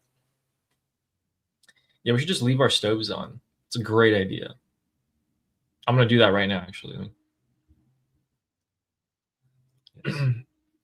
I wouldn't complain about the gas company if I was that woman, by the way. I heard they are responsible for a lot of boom booms. A lot of leaks so far. God, there's just so many gas leaks since January. It's really strange. We never really had this problem in Iran before. So weird. It must be the Jews. Oh my God. YouTube, we don't mean that. This is satire. We're making fun of the Islamic Guys, Republic. we are Zionists. We are very much pro-Jewish people. We love Israel, and I'm kidding. This is a friendly joke for YouTube. And Shauna is saying they are telling Trump to hit everything if it's the only way to free them. Yes. Yes. Yes. Exactly. A lot of people are divided on that. A lot of people are divided, but the people who are saying, "Oh, don't strike, we can't strike the infrastructure," have no alternative solution, and they don't realize that that might be absolutely necessary, and that the biggest asset of Iran is not our infrastructure; it's the people that die every single day as a result of the Islamic Republic. That's the asset we're losing. Thank you, Shauna. Thank you. Fleshy Interloper is saying freedom and prosperity for Iran. Heck yeah. And said, I have a Savak tea mug. Ooh. Oh, you Where'd do? you get that one from? Give me one. You know what? We should know. Actually, I can't. Okay, I guess we Princess can't. of Pahlavi. Yeah. Princess of Pahlavi said, late, tone it down with the Savak talk. Yeah, Princess don't. of Yeah, Pahlavi. don't. Yeah. For now. For now. Yes. But not you, Fleshy. You could enjoy your Savak tea mug, but we Iranians have been ordered by our leader to tone it down on the Savak stuff a little bit. Oh, interesting. Thank you, Fleshy. And Nail Bunny has gifted us 10 Liberty Politics memberships. Thank you very much. Thank you, Mrs. Claus. Always with the gifts. Thank you with the gift basket. 10 people are now members because of Nail Bunny. Heck yeah. If you guys got a membership, say something in the chat. There's this guy for a while now who's been trying to say like Iran and Afghanistan stuff. He's saying, who runs Iran now? The Taliban? By the way, an hour ago, the same guy just said, oh yeah, isn't Afghanistan run by the Taiwan? It's a really big misspelling. So I'm glad that he got that fixed. And Shaul gifted us 2 gems and also said Silver Star. Oh, interesting. Ooh. Wait, Shaul did that. Joanne did that. Interesting. What is this thing? What's this happening? Silver This Star? is new. It's a new gift thing. I don't know. What happens? I don't know. Gems, Silver Star. What's happening? New stuff. YouTube is doing new things. What happens? This is great. Thank you, Shaul, and thank you, Joanne. It's a gift. It's a new gift. And Matthew is also giving us 2 gems and saying 100. Thank you. I don't think he's saying 100. I think that's something YouTube related. Oh. No, I think it is because Shaul gave us another 10 gems and said happy poop. So I guess they can. Maybe there's a default message and then they can change it. Thanks, Shaul. Appreciate that, I think. And Kevin Shaw, who gifted 5 Liberty Politics memberships. Thank you very much. Thank you. Another gift basket. And Jean with 2 more gems in Silver Star. People are saying these are stickers, and why don't I see it on my phone? I'm not seeing any stickers. What happens? I'm not sure. Maybe it's all on your channel. On my channel, I'm getting poop. Look at this. No, I still have You're getting 8 out of 10. No, the gems. The gems. Oh, so they don't count towards the counter, I'm assuming. Yeah, of course not. They're gifts. Oh. They're not super chats. Okay. Huh. I don't have it. I don't. All of that is in your chat. I don't have a single one in my chat of those gems. What does that even mean? Oh, I got a goat though. I like that. What are these? I don't see them either, I think. Okay. Does it go to like both of our? Maybe Gems? Oh, I don't have the gem option activated. Yeah, No. but Okay, don't I will go activate it right see it now. either. How did you not know about it but got it activated? I don't know. I have no idea. Anyway. Okay, I'm upset. I'm upset now. You have this and I don't.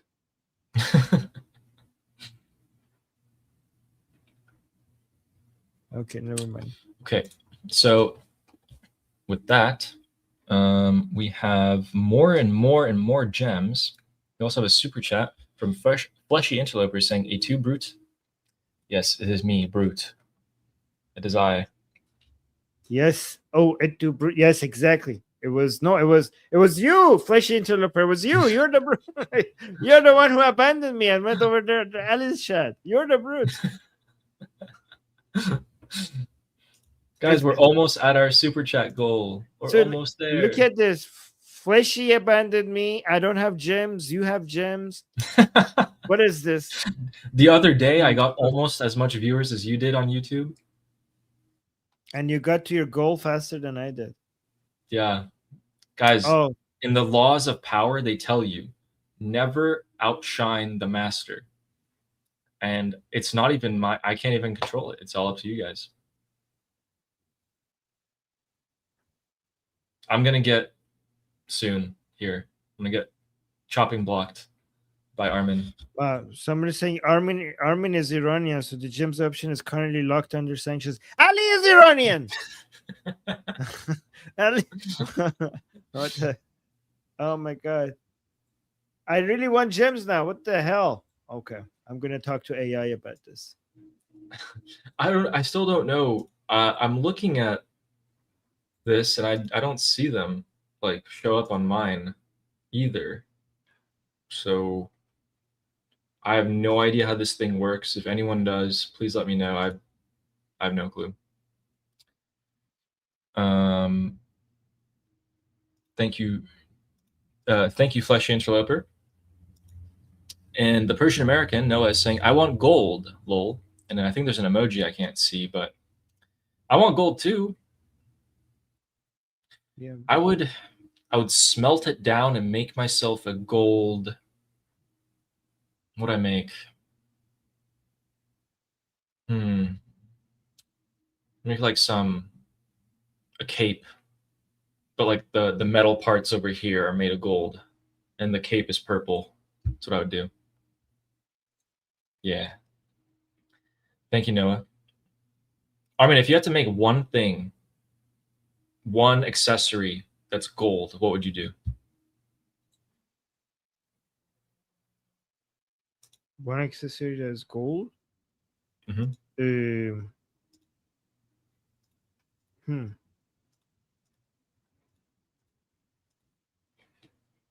Probably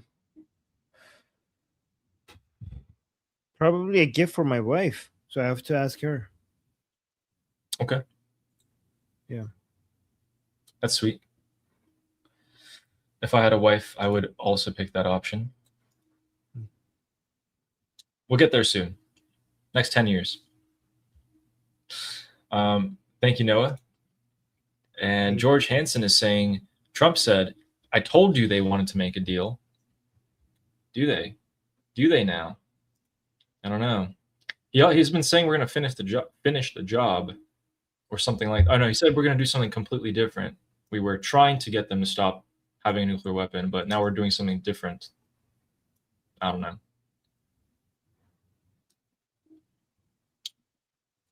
Oh no. Something? Yeah, local media in the Middle East. What is this, an Omani? What kind of, I need to make sure. Oh, okay, this is Persian. Okay, never mind. All right. Yeah, so actually the targeted tanker is Kuwaiti, but the image they released of it is just BS. I don't know why they're for the clicks, for the views. All right. For the views. Thank you, George Hansen. And then we got a whole bunch of gems. We got JJ right again, giving 10 gems and saying gold coin, then saying silver star, and then saying flower, floating. Are these emojis? Are they sending emojis or stickers? Is that why it's saying that? Happy You should poop. look at. That's an emoji, apparently. Ooh. I think they're emojis. But I don't see them popping up on my thing either. So I don't actually know where they're going. I'm gonna figure this out. I'm gonna turn this on my channel.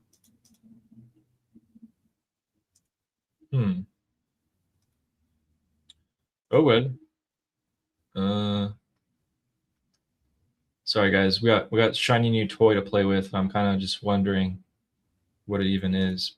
Anyway, find out later. So a whole bunch of emojis here. Okay. Flower, floating heart. Okay, I like the heart. Saying 100. Then also happy poop. Then Happy clutch. Sparkles. We're getting spammed by GG. Chill. Makeup brush. You know what? This is getting. Okay, we This did is it. getting frustrating. Thanks. I'm gonna figure this out. I'm gonna figure this out from my channel. Okay. What the hell? I'm missing out. I'm missing out. I'm assuming on if all they're of- sending this many gems, they're probably like very low in value. I'm assuming. No. What the hell? No? Don't say that about the people who are gifting you. You should appreciate the gifts. No. The Because gems. The gems. If itself. I was receiving these gifts, I would be very grateful. See, Ali does not deserve them. I deserve them.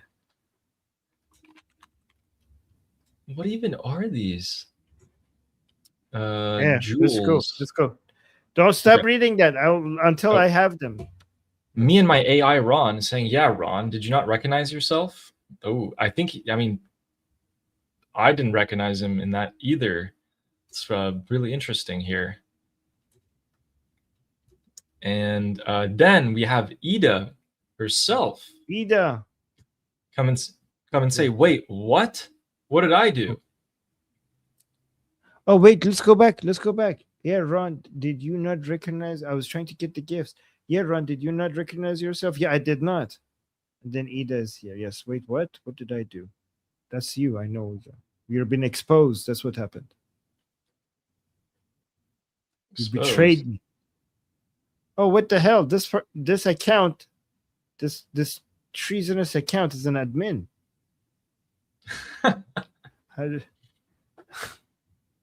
Also, she's saying that's weird. Jalisha. That's interesting. Okay. Very interesting. Javid Shah. Thank you, Ida. And Rooster. Also, Ida, you did nothing wrong. And oh, wait, I saw an interesting message here. Hold up. Oh, no, that's a super chat. Okay, we'll get to it. Interesting. Rooster's saying cow had a baby with the goat. I don't know if that's possible.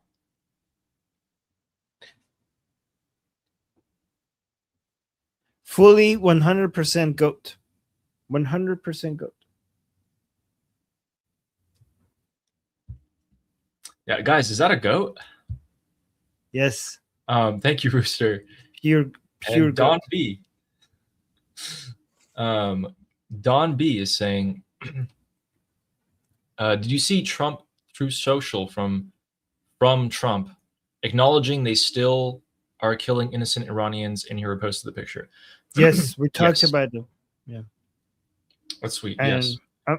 Yes, and my previous stream, I also mentioned I very much appreciate that he keeps on talking about it. He doesn't let it go. The media keeps trying to forget this, but President Trump keeps bringing it back. So I really appreciate it. We both really appreciate it. Yes, very much. One of the few people, one of the few world leaders that are talking about that. Maybe even the only one, actually. Thank you so much, Don, for bringing that up. Really appreciate whenever we hear things about the Iranian people. And Joanne saying Silver Star. Rene saying gold coin. Thank you guys for the super stickers. They're not saying it. These Gems. are the things that they're get. These are the gifts. The gems. And then Anthony saying, did you see the earthquakes? Did that do any damage? So 2 nights ago, there was a 5.2 magnitude earthquake in the southern coast of Iran. Last night, there was another 5-point magnitude in the west of Iran. They're not caused by the IRGC. They're not caused by any explosions or bombs. They're about 80 miles down into the earth. And that's impossible for, anyone. It's in the crust. It's past the crust of the planet Earth. Wait. Fun fact. Yeah. No, you think did that do any damage to like the people or the infrastructure? No. No. It's 5-point magnitude earthquake is a moderate earthquake. It's not small. It's not large, but a lot of especially mountainous areas in Iran, if they're more newer, they're built with that in mind. But a ton of places in Iran are not built with earthquakes in mind, like the city of Bam that had a disastrous earthquake. Fun fact, you can cause an earthquake with a bomb, with a man-made weapon. And in 2017, in Afghanistan, the US military dropped a Moab, mother of all bombs, and that caused I think it was a 2.1 magnitude earthquake. So, yeah, it is possible. Good question, Anthony. Thank you so much. Binky is saying Javid Shah from the United Kingdom. Javid Shah. Javid Shah, thank you. And then, guys, someone's asking where are they hitting tonight? It's all across the southern coast of Iran, and then Shiraz, and then Kerman. Right now, as of another 10 minutes ago, there were more explosions on the southern coast, so it's still going on. And CENTCOM has not declared that it's over just yet. So thank you, Binky. And Tiger is sending a gold coin. Thank you very much. Joanne is sending press F. That's a gamer term. Thank you. And Miss Hypnotic is sending floating heart. Thank you very much. I want these. Guys, once I figure this out, you need to make up for getting all of this for Ellie and not me. God damn it. Yeah, guys. And Philip is saying, great show from Denmark. Thank you. Thank you. The Great Dane, Philip. Very much appreciated. And Fleshy Interloper is saying the race to confetti. Yes, I already won this. Yeah, no, I already won that one. I reached before you. Okay. Thank you, Fleshy. Guys, I beat Ali today, unlike yesterday. So that's that's where it counts, not with these gems. These gems are for kids. Don Kermanshahi is saying Alijan is pronounced Bam? I know. Not bomb? I thought it was bomb. Armin, is that city that had the disastrous earthquake like 20 years ago? Is that Bam? Bam or bomb? Oh, Bam. Okay. Bam. Yes. Gotcha. Somebody in the chat saying, Armin, YouTube Studio Earn. I know. I went there. I clicked on this thing, and it says like access denied. So that's what I'm trying to figure out. What the hell? But thank you. Armin, look, we're being called Muppets. Muppets. We're being called Muppets. This guy's calling us Muppets.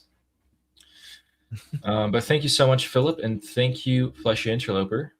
Thank you, Renee. And Anels is sending 200 gems, saying flow state. Thank you very much. And then Anels sent another 440 gems and said, Uncle Hiller. What is happening? Guys, what are these gems conversion rates? Stop it. What are you doing? I need this. Thank you. I don't know what it is, but I want it. Thank you, Nels. And Caroline, Texas is saying super sticker, or sent a super sticker. Thank you so much. Appreciate that. And Renee is sending another 10 gems saying gold coin. And so is Miss Hypnotic saying gold coin. Thank you guys. Looks like you could just spam the gems as much as you want, apparently. We're going through the super chats and they're just not ending here. And then Ida saying, Armin, you just gotta talk to AI about it? What do you mean? She wants me to have sex with AI about it because I told her she has AI. Yes. You know what? I will. You know what? I'm not like you. I'm not shy. I'll zoot my AI. Okay, there we go. You think I'm shy? I'm not shy. There we go. Yes. Thank you, Ida. And Ben Jamming is saying, nah, Armin, we still love you. Oh, thank you. Very sweet. Thank you for the super chat. Guys, send more gems. And wait, what did I get that? That made up for everything. I just noticed that Ben Jamming with a $50 super chat. You know what? You could have all the gems. I just got a $50 super chat. Okay. Yeah, I'll take all the gems. I don't even know how much the gems are worth, but probably it doesn't add up to this. Thank you so much, Ben. No clue. Thank you. Yes. It looks like I think it says 100 gems are $1. As far as it's saying. Gotcha. You could have the gems. I'll take the $50 super chat. Yeah, I'll take the gems. I'm not upset anymore. Ben covered up for all of that loss. Thank you, Ben. Thank you, Ben, for the super chat. Thank you. It's me, Carl FU is saying two gems, silver star. Thank you. Fleshy Interloper, 2 gems, silver star. Thank you so much, guys. And Deborah Friedman, who's been a member for 8 months, is saying gems are only on the phone app, can't send. Didn't know that. The more you know. Thank you. Thank you, Deborah. And Siths and Giggles, gold coin. Thank you. Fleshy Interloper, thumbs up. Thank you as well. Yes. This super chat. So Nechma is saying, Ali, parasocially rooting for you to get yourself a wife. Dancing emoji. God willing when the time is right. Yes. God willing. Even though I don't believe in God. It's just a saying. Don't be so. Thank you. I'll get there, I think. You think? It's very kind of you. I think so. Wait, can we skip a super chat? Go to this one. Look at this. The gem convert into rubies for content creators. 1 ruby equals 1 cent. Oh my god, you guys, these are not even worth reading, Ali. We should skip them. Like the gems add up to a ruby, and a ruby is equal 1 cent. You've been reading all of this. They're not even worth it. I'm just saying that because I don't have them. Skip them. Stop reading the gems. Skip them. Okay. Thank you, Noah. Thank you, Noah, for telling us that. And thank you, Nechma. 1 cent gems. And Rooster is saying, been following you since January. Oh. Oh, thank you. Oh, thank you for being with us from all this time. Yeah, thank you. Same. I got asked a question. Ali, do you believe in wives? Yeah. I believe in a wife. And yeah, I believe in a wife. I will have a wife. Wait, so you believe in only one wife? So I would like to have one because that would be a massive headache to have 2. No, but other people have wives too. So your wife is not the only one. So it'll still be wives. True. I believe in wives, just not wives for me. You have to clarify that. Yes, you should believe in wife for other people. Stop being selfish, Ali. You should believe in other people get to have wives as well. I want to be the only one with a wife. No one else can have one. Not just you, okay? Other people would like to be married as well. And Royna Pora saying Unk Alert. Oh, yeah. Okay. Thank you so much, Royna, Thank you. Thank you. for the Unk Alert. And Kelly is saying, I'm glad the name Ron has stuck with you now. Love that I renamed you. Oh, it was Kelly. Oh, it was That's really you. It was you. Okay, you guys are plotting against me. Kelly and Ida with the naming and the AI girlfriend and everything. Everybody's plotting. It's with all each your other. fault. Yeah, this is probably why I don't have gems for some reason. Thank you, Kelly, It's for the all super coming chat. together. And Vashi is saying, isn't me and my AI Amir? No, I think I'm sure it's No, Ida. it talks like Ida. Yes, If it walks like Ida. And quacks like Ida. It quacks like Ida.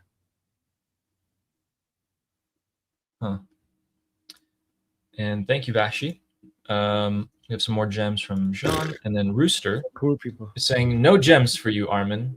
I'm just being No cheeky, by the way. Yeah, well, I don't care anymore because apparently they're like, I don't know, a tenth of a cent each.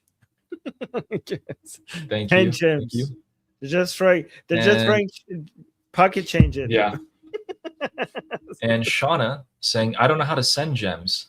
Well, Shauna, if you just navigate over to Ali Samani's channel, I think you'll You figure are it the out. Shauna. You are the gem. You are the gem. You don't need to send us any gems. Yeah, nothing on the news here. Okay. And then we got that as well. Let me close these out. Thank you, Joanne, for the gems. Micah and Trinoculus, thank you very much. CJ is saying we need resistance leaders in country to lead the masses. We got one of those, and he will lead all of the masses you could possibly think of. We already have that. We got no shortage of good leadership. Prince Rizapalavi and his team are immaculate. Wait, somebody like Steve, some spreading rumors. I didn't do that. Like, what is happening in my chat? Why are you saying Oh my God. No, I did not. Liberty politics exposed. Okay, maybe I just answer this. We need resistance leaders in country to lead the mass. I do agree with that. You need local leadership, You can't just have one central leader. You need one top leader and then localized leader, but it needs to be coordinated with Princess of Pahlavi's team. Okay. If that's what you meant, then absolutely, you're absolutely correct. And thank you for the super chat. Thanks, Micah, for the gems again. And Royna is saying, you do believe in God, you just don't know it yet. Oh. I didn't know Very convincing argument. You know what? That made me believe. I'm a believer now. That's what I needed to hear. You got us. Just for you, Royna.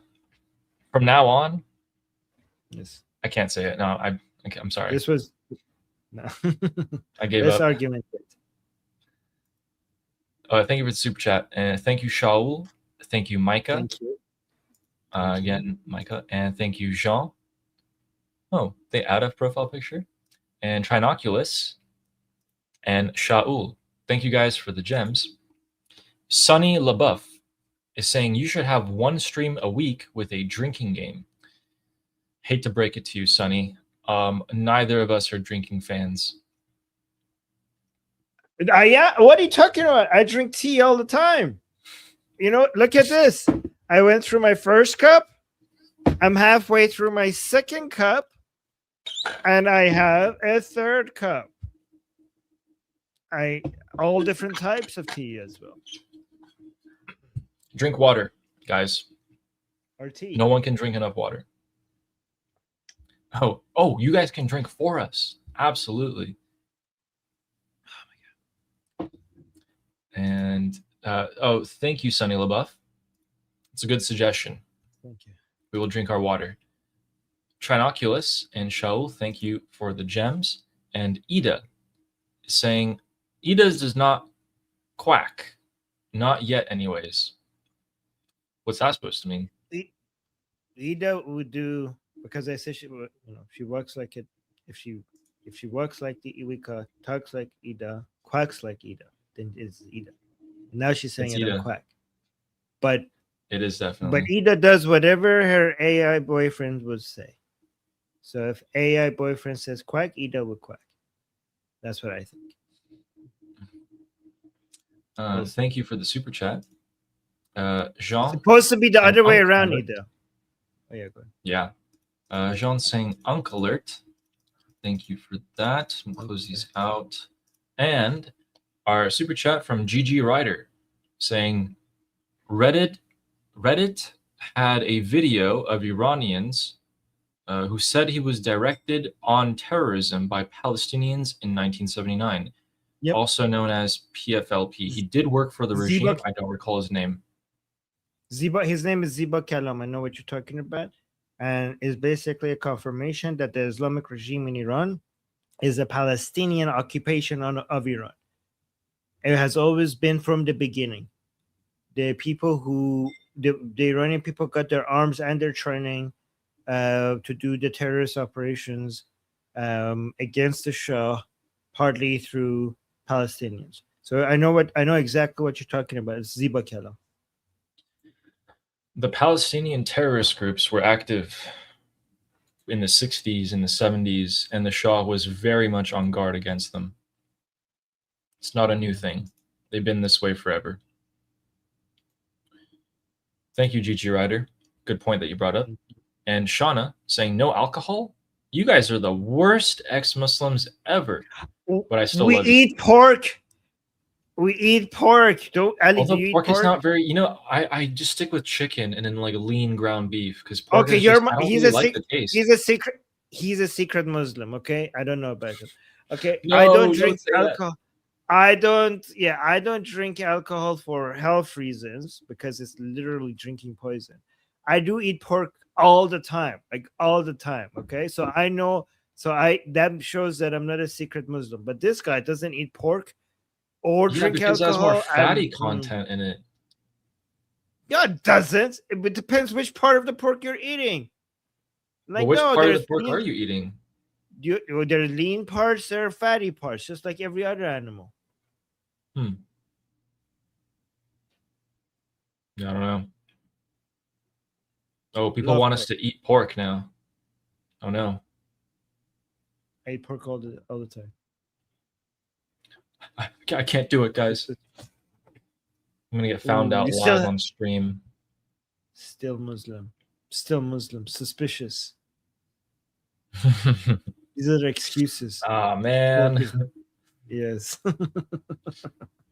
It's very suspicious, guys, right now? And Shauna also said, Ali is correct about pork. It's mid.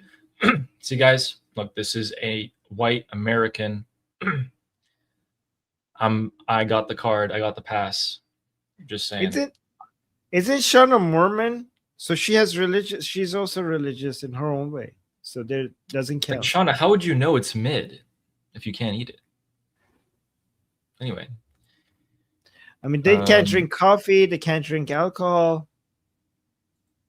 Yeah, you might as well add pork into that. You might as well add pork into that list. True. Joanne with the sparkles, thank you. And we have a question here from Shauna Bear Thornton. Sorry, Aryan of Persia. To what extent is the concept of a monarchy embedded within the national identity of Iranians? Could a post-regime Iran function effectively as a republic while still embracing its monarchical heritage? So let me actually make something clear. A constitutional monarchy is a republic, okay?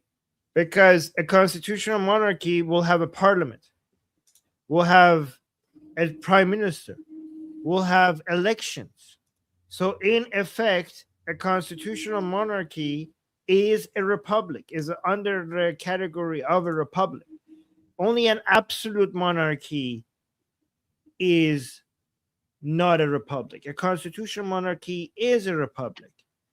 But when it comes to a monarch being part of our national identity, a lot of people would argue yes, because for thousands of years of our history, Iran had monarch, it was under a monarch one way or another, right? And only the past 47 years, like think about it, thousands of years of history, more than 2,000 of years, like actually 5,000 years of history, we had monarchs. And then 47 years, we didn't have a monarch. So that will affect the way, like it's kind of like within the fabric of your culture, right? So that's why having a monarch and the Iranian identity is to some degree tied together. I'm not saying for every Iranian, but it is a big deal. And that's a very good question, by the way. And that's a good answer. Thousands of years, but only 47 years of this. Yes. In Iran, when people say a republic, what they mean is a republic without a monarch. Okay? So what the more correct term would be a republic with a monarch, which is a constitutional monarchy, and a republic without a monarch. So if your question is, could a post-Iran function effectively as a republic while still embracing? So basically the question would be, could a post-regime Iran function effectively as a republic without a monarch while still embracing its monarchical heritage? Yeah, I mean, it can function for sure, but the most efficient structure of a government is something that reflects the will of the people. So, and I think the will of the people would be for them to have a constitutional monarchy. So if the people get something that they don't want, then then the people will think that this is not democracy, and therefore it would not work. We will have more revolutions after that. So the reason why it would not work is not because it can't work if people wanted it. The reason why it won't work is people wouldn't want that.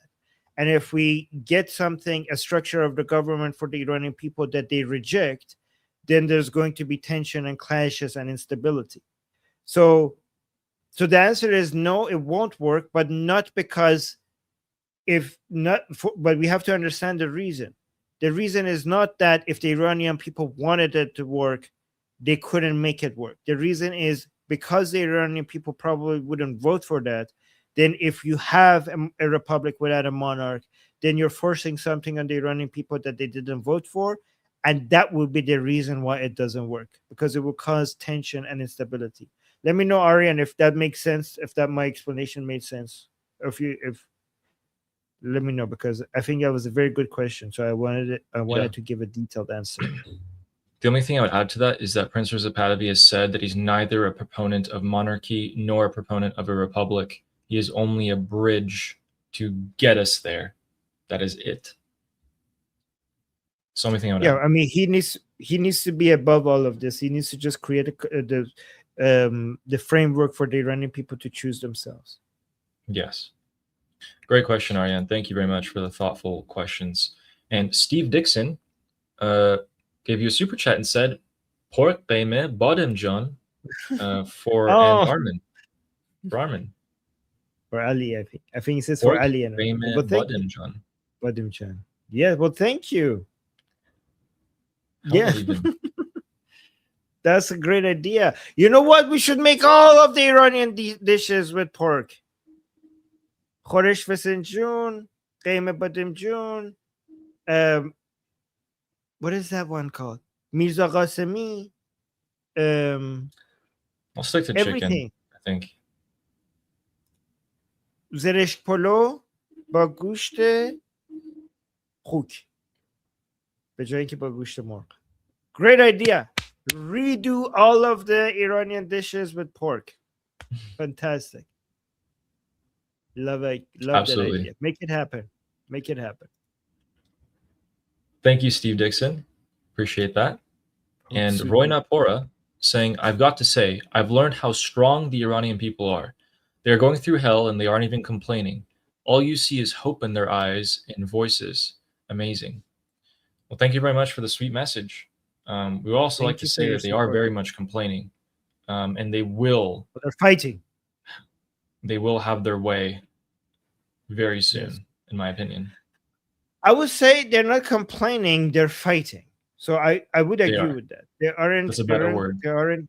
Yes, they aren't complaining. They're fighting. You're right then. Thank you, Roina. Very kind Thank you. message. Always appreciate that. And Shauna is saying, I can eat it. I can eat it. Pork is totally Mormon kosher. I just don't like it. I would rather have shrimp. Just no coffee, tea, tobacco, or alcohol. Very healthy of you. Wait, why is that healthy? Coffee is healthy.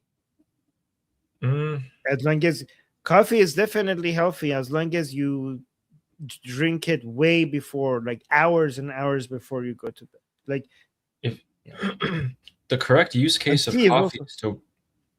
Sorry? also tea is very healthy. What the hell? Tea is healthy. Yeah. So if you wake up, if you sufficiently hydrate yourself, and then an hour or an hour and a half coffee, after that's you wake wrong. up- Coffee is not dehydrated. That's a myth. You should look that up. Coffee is not dehydrating. You're drinking water. Look that up. It's a myth.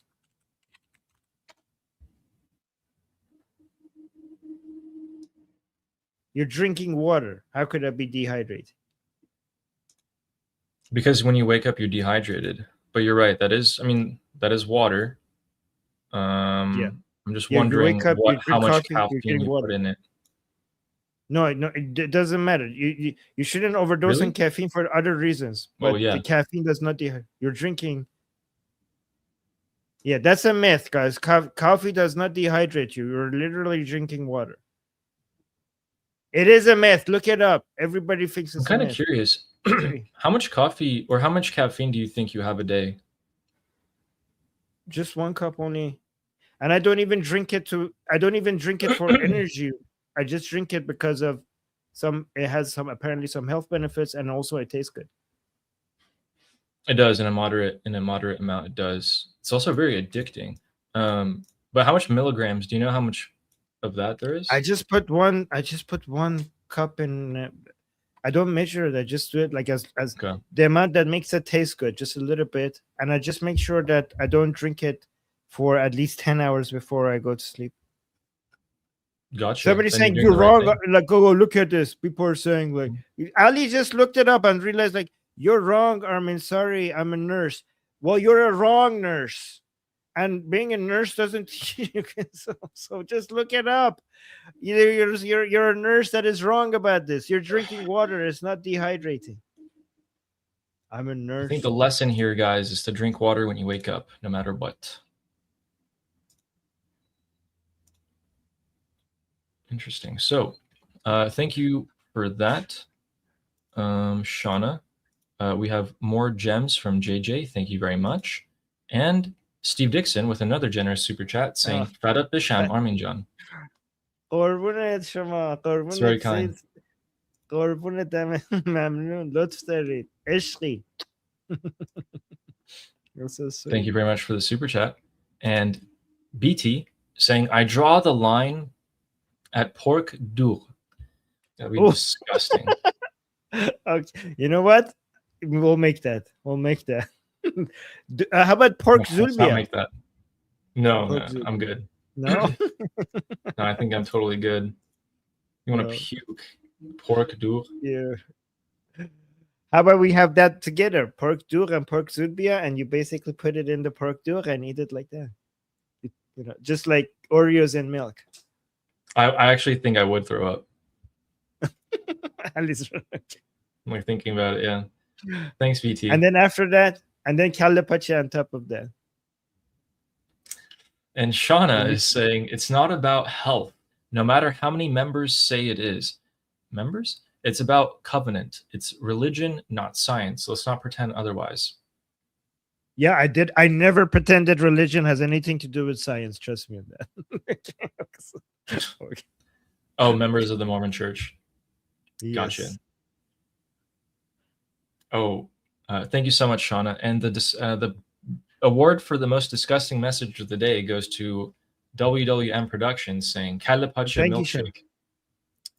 Holy moly. Ooh, let's try That's that. gross. Let's not do that. And Shana, thank you. Shana, hope you don't mind me teasing you as an atheist. And Ben Jamming says, I don't know, Ali. According to Alex Jones, the water is turning frogs homosexual. You got me. I got nothing. I'm packing it up. That's it for me. Alex Jones. I wonder how many people still watch him. Probably a lot, right? Oh yeah, he's getting bigger now. It proves that like you can just say whatever. Wait. You can be so stupid and say whatever you want, but as long as people like you. Thank you, Ben, for the super chat. And look at this. Are you too Iranian? I don't know. How could I like? Maybe I was always accused of not being enough Iranian, but maybe I'm overdoing it now. Ali, am I too Iranian? Are we too Iranian? I don't know. We are here fighting. I mean, it's nice to hear that, to be honest, because we constantly are told that we're not enough Iranian enough sometimes by Iranians inside Iran because of an accent. Yeah, you're right. And also all of the trolls, they like to attack you by saying, oh my God, you like your country being bombed? You like this? You're not even Iranian. You're not even in Iran. Go to Iran and see what you say. Like, okay. Can anybody be too Iranian? You can't be like, I know, guys. I know he meant two. I was just having fun with it. Okay. So, okay. Yes. And yes, Kurish, we are both Iranians. Oh, I still. Yes. Or maybe he meant, are you too? Like both of us. That's what of course that's what he meant. I was just joking with it. Okay. Yeah. Wait, Amber is saying, I still love you, Armin. Wait, were you considering not loving me because of me telling you that you're wrong? What does that mean? Of course you still love me. Why would you stop loving me for that? I love you too. And our last super chat is from Shauna saying, Armin, I'm from Seattle. I know a lot of atheists and heathens and Jews. I believe religion is inherently subjective. Oh no, you're going to set Armin off. No, yeah, I mean, of course. I know, I actually agree. It is inherently subjective. It's for that. Yeah, you know what? That's a very atheistic perspective because it's basically not based on objective reality. So I agree with that. Wonderful. And so with that, guys, an atheist and a Mormon agree. Yes, we agree. Why do you want to unhighlight? Okay, I'll unhighlight. Oh yeah, sorry, got that. All right, I was just checking to see if there's anything new. Quick recap. We had a pretty intense and extensive bombing campaign that occurred tonight on the Islamic Republic's targets. The Islamic Republic is clearing a lot of the roads and tunnels, but they're systematically getting more and more isolated in terms of logistics. Those southern ports are completely vital. You have most of your oil refining in the south of Iran. You have most of the container shipping in the south of Iran. They're going to lose all that. And it looks like everyone is agreeing that we will conduct a massive operation over Iran in the coming days or perhaps weeks. So the orders on the president's table, all he has to do is just sign it to approve it, and we will see an extensive operation here where Israel will also be joining in. With that, please make sure to subscribe to both of our channels if you guys like watching us, and we make sure to get you guys the most updated and, quite frankly, most in-depth analysis on Iran you could possibly find anywhere. We show you all the clips from on the ground so you can judge for yourselves as well. We're here every single day. So please subscribe to Ali Salmani and please subscribe to Liberty Politics. Oh, yeah, actually, let me put Ali's channel in my chat. Hold on. So Ali's channel in my chat. And then also I'll put my channel in Ali's chat. Anyway, Yes. should I even do that? Because most of the I got to people start there doing are that, already. Yeah, I'll do that. It's okay. Most of the people there are already people who betrayed me and migrated over there anyway. So it's not like it's all people. No, I'm just kidding. So guys, for the people who might want to come back, just kidding, from Ali's channel, I put the link back home if you. I'm just kidding, guys. This is like fake rivalry. Okay, like don't. The traitors that you are, if you were to come back, I put the link to Liberty Politics in the chat. And then, yes. And then also we should promote the Monkeys channel. Guys, I hit 3,000 subscribers yesterday, and I'm reaching up. I'm almost there, Armin, to where you are at. Oh, what the hell? Okay, guys, we'll stop promoting Ali's channel. I just need another 90,000 subscribers, and I'll be there. Well, no, like you're trying to act like I'm being so humble. I'm so far behind. You're getting the same views as me with your tiny little tree. No, you're almost there. Like, what the hell? Guys, like, 500 people are watching on my channel and like 300 people are watching on his channel. And like, he's getting so close with his tiny little 2,000 subscriber channel. He's getting the same live views as a 90, like almost 100K channel. What is happening here? So, okay, anyways. So, yeah, guys, Liberty Politics also show that channel some love as well. But also the Monkey. I'll put the link to the Monkey's channel because it's going to go live after us, soon after us. So he mostly talks about U.S. politics. So go and support him as well. Yes. Right. Oh, we got 20 gems as well saying party hat. Party hat. Thank you very much. Thank you, Shaul. All right, guys, we got to go.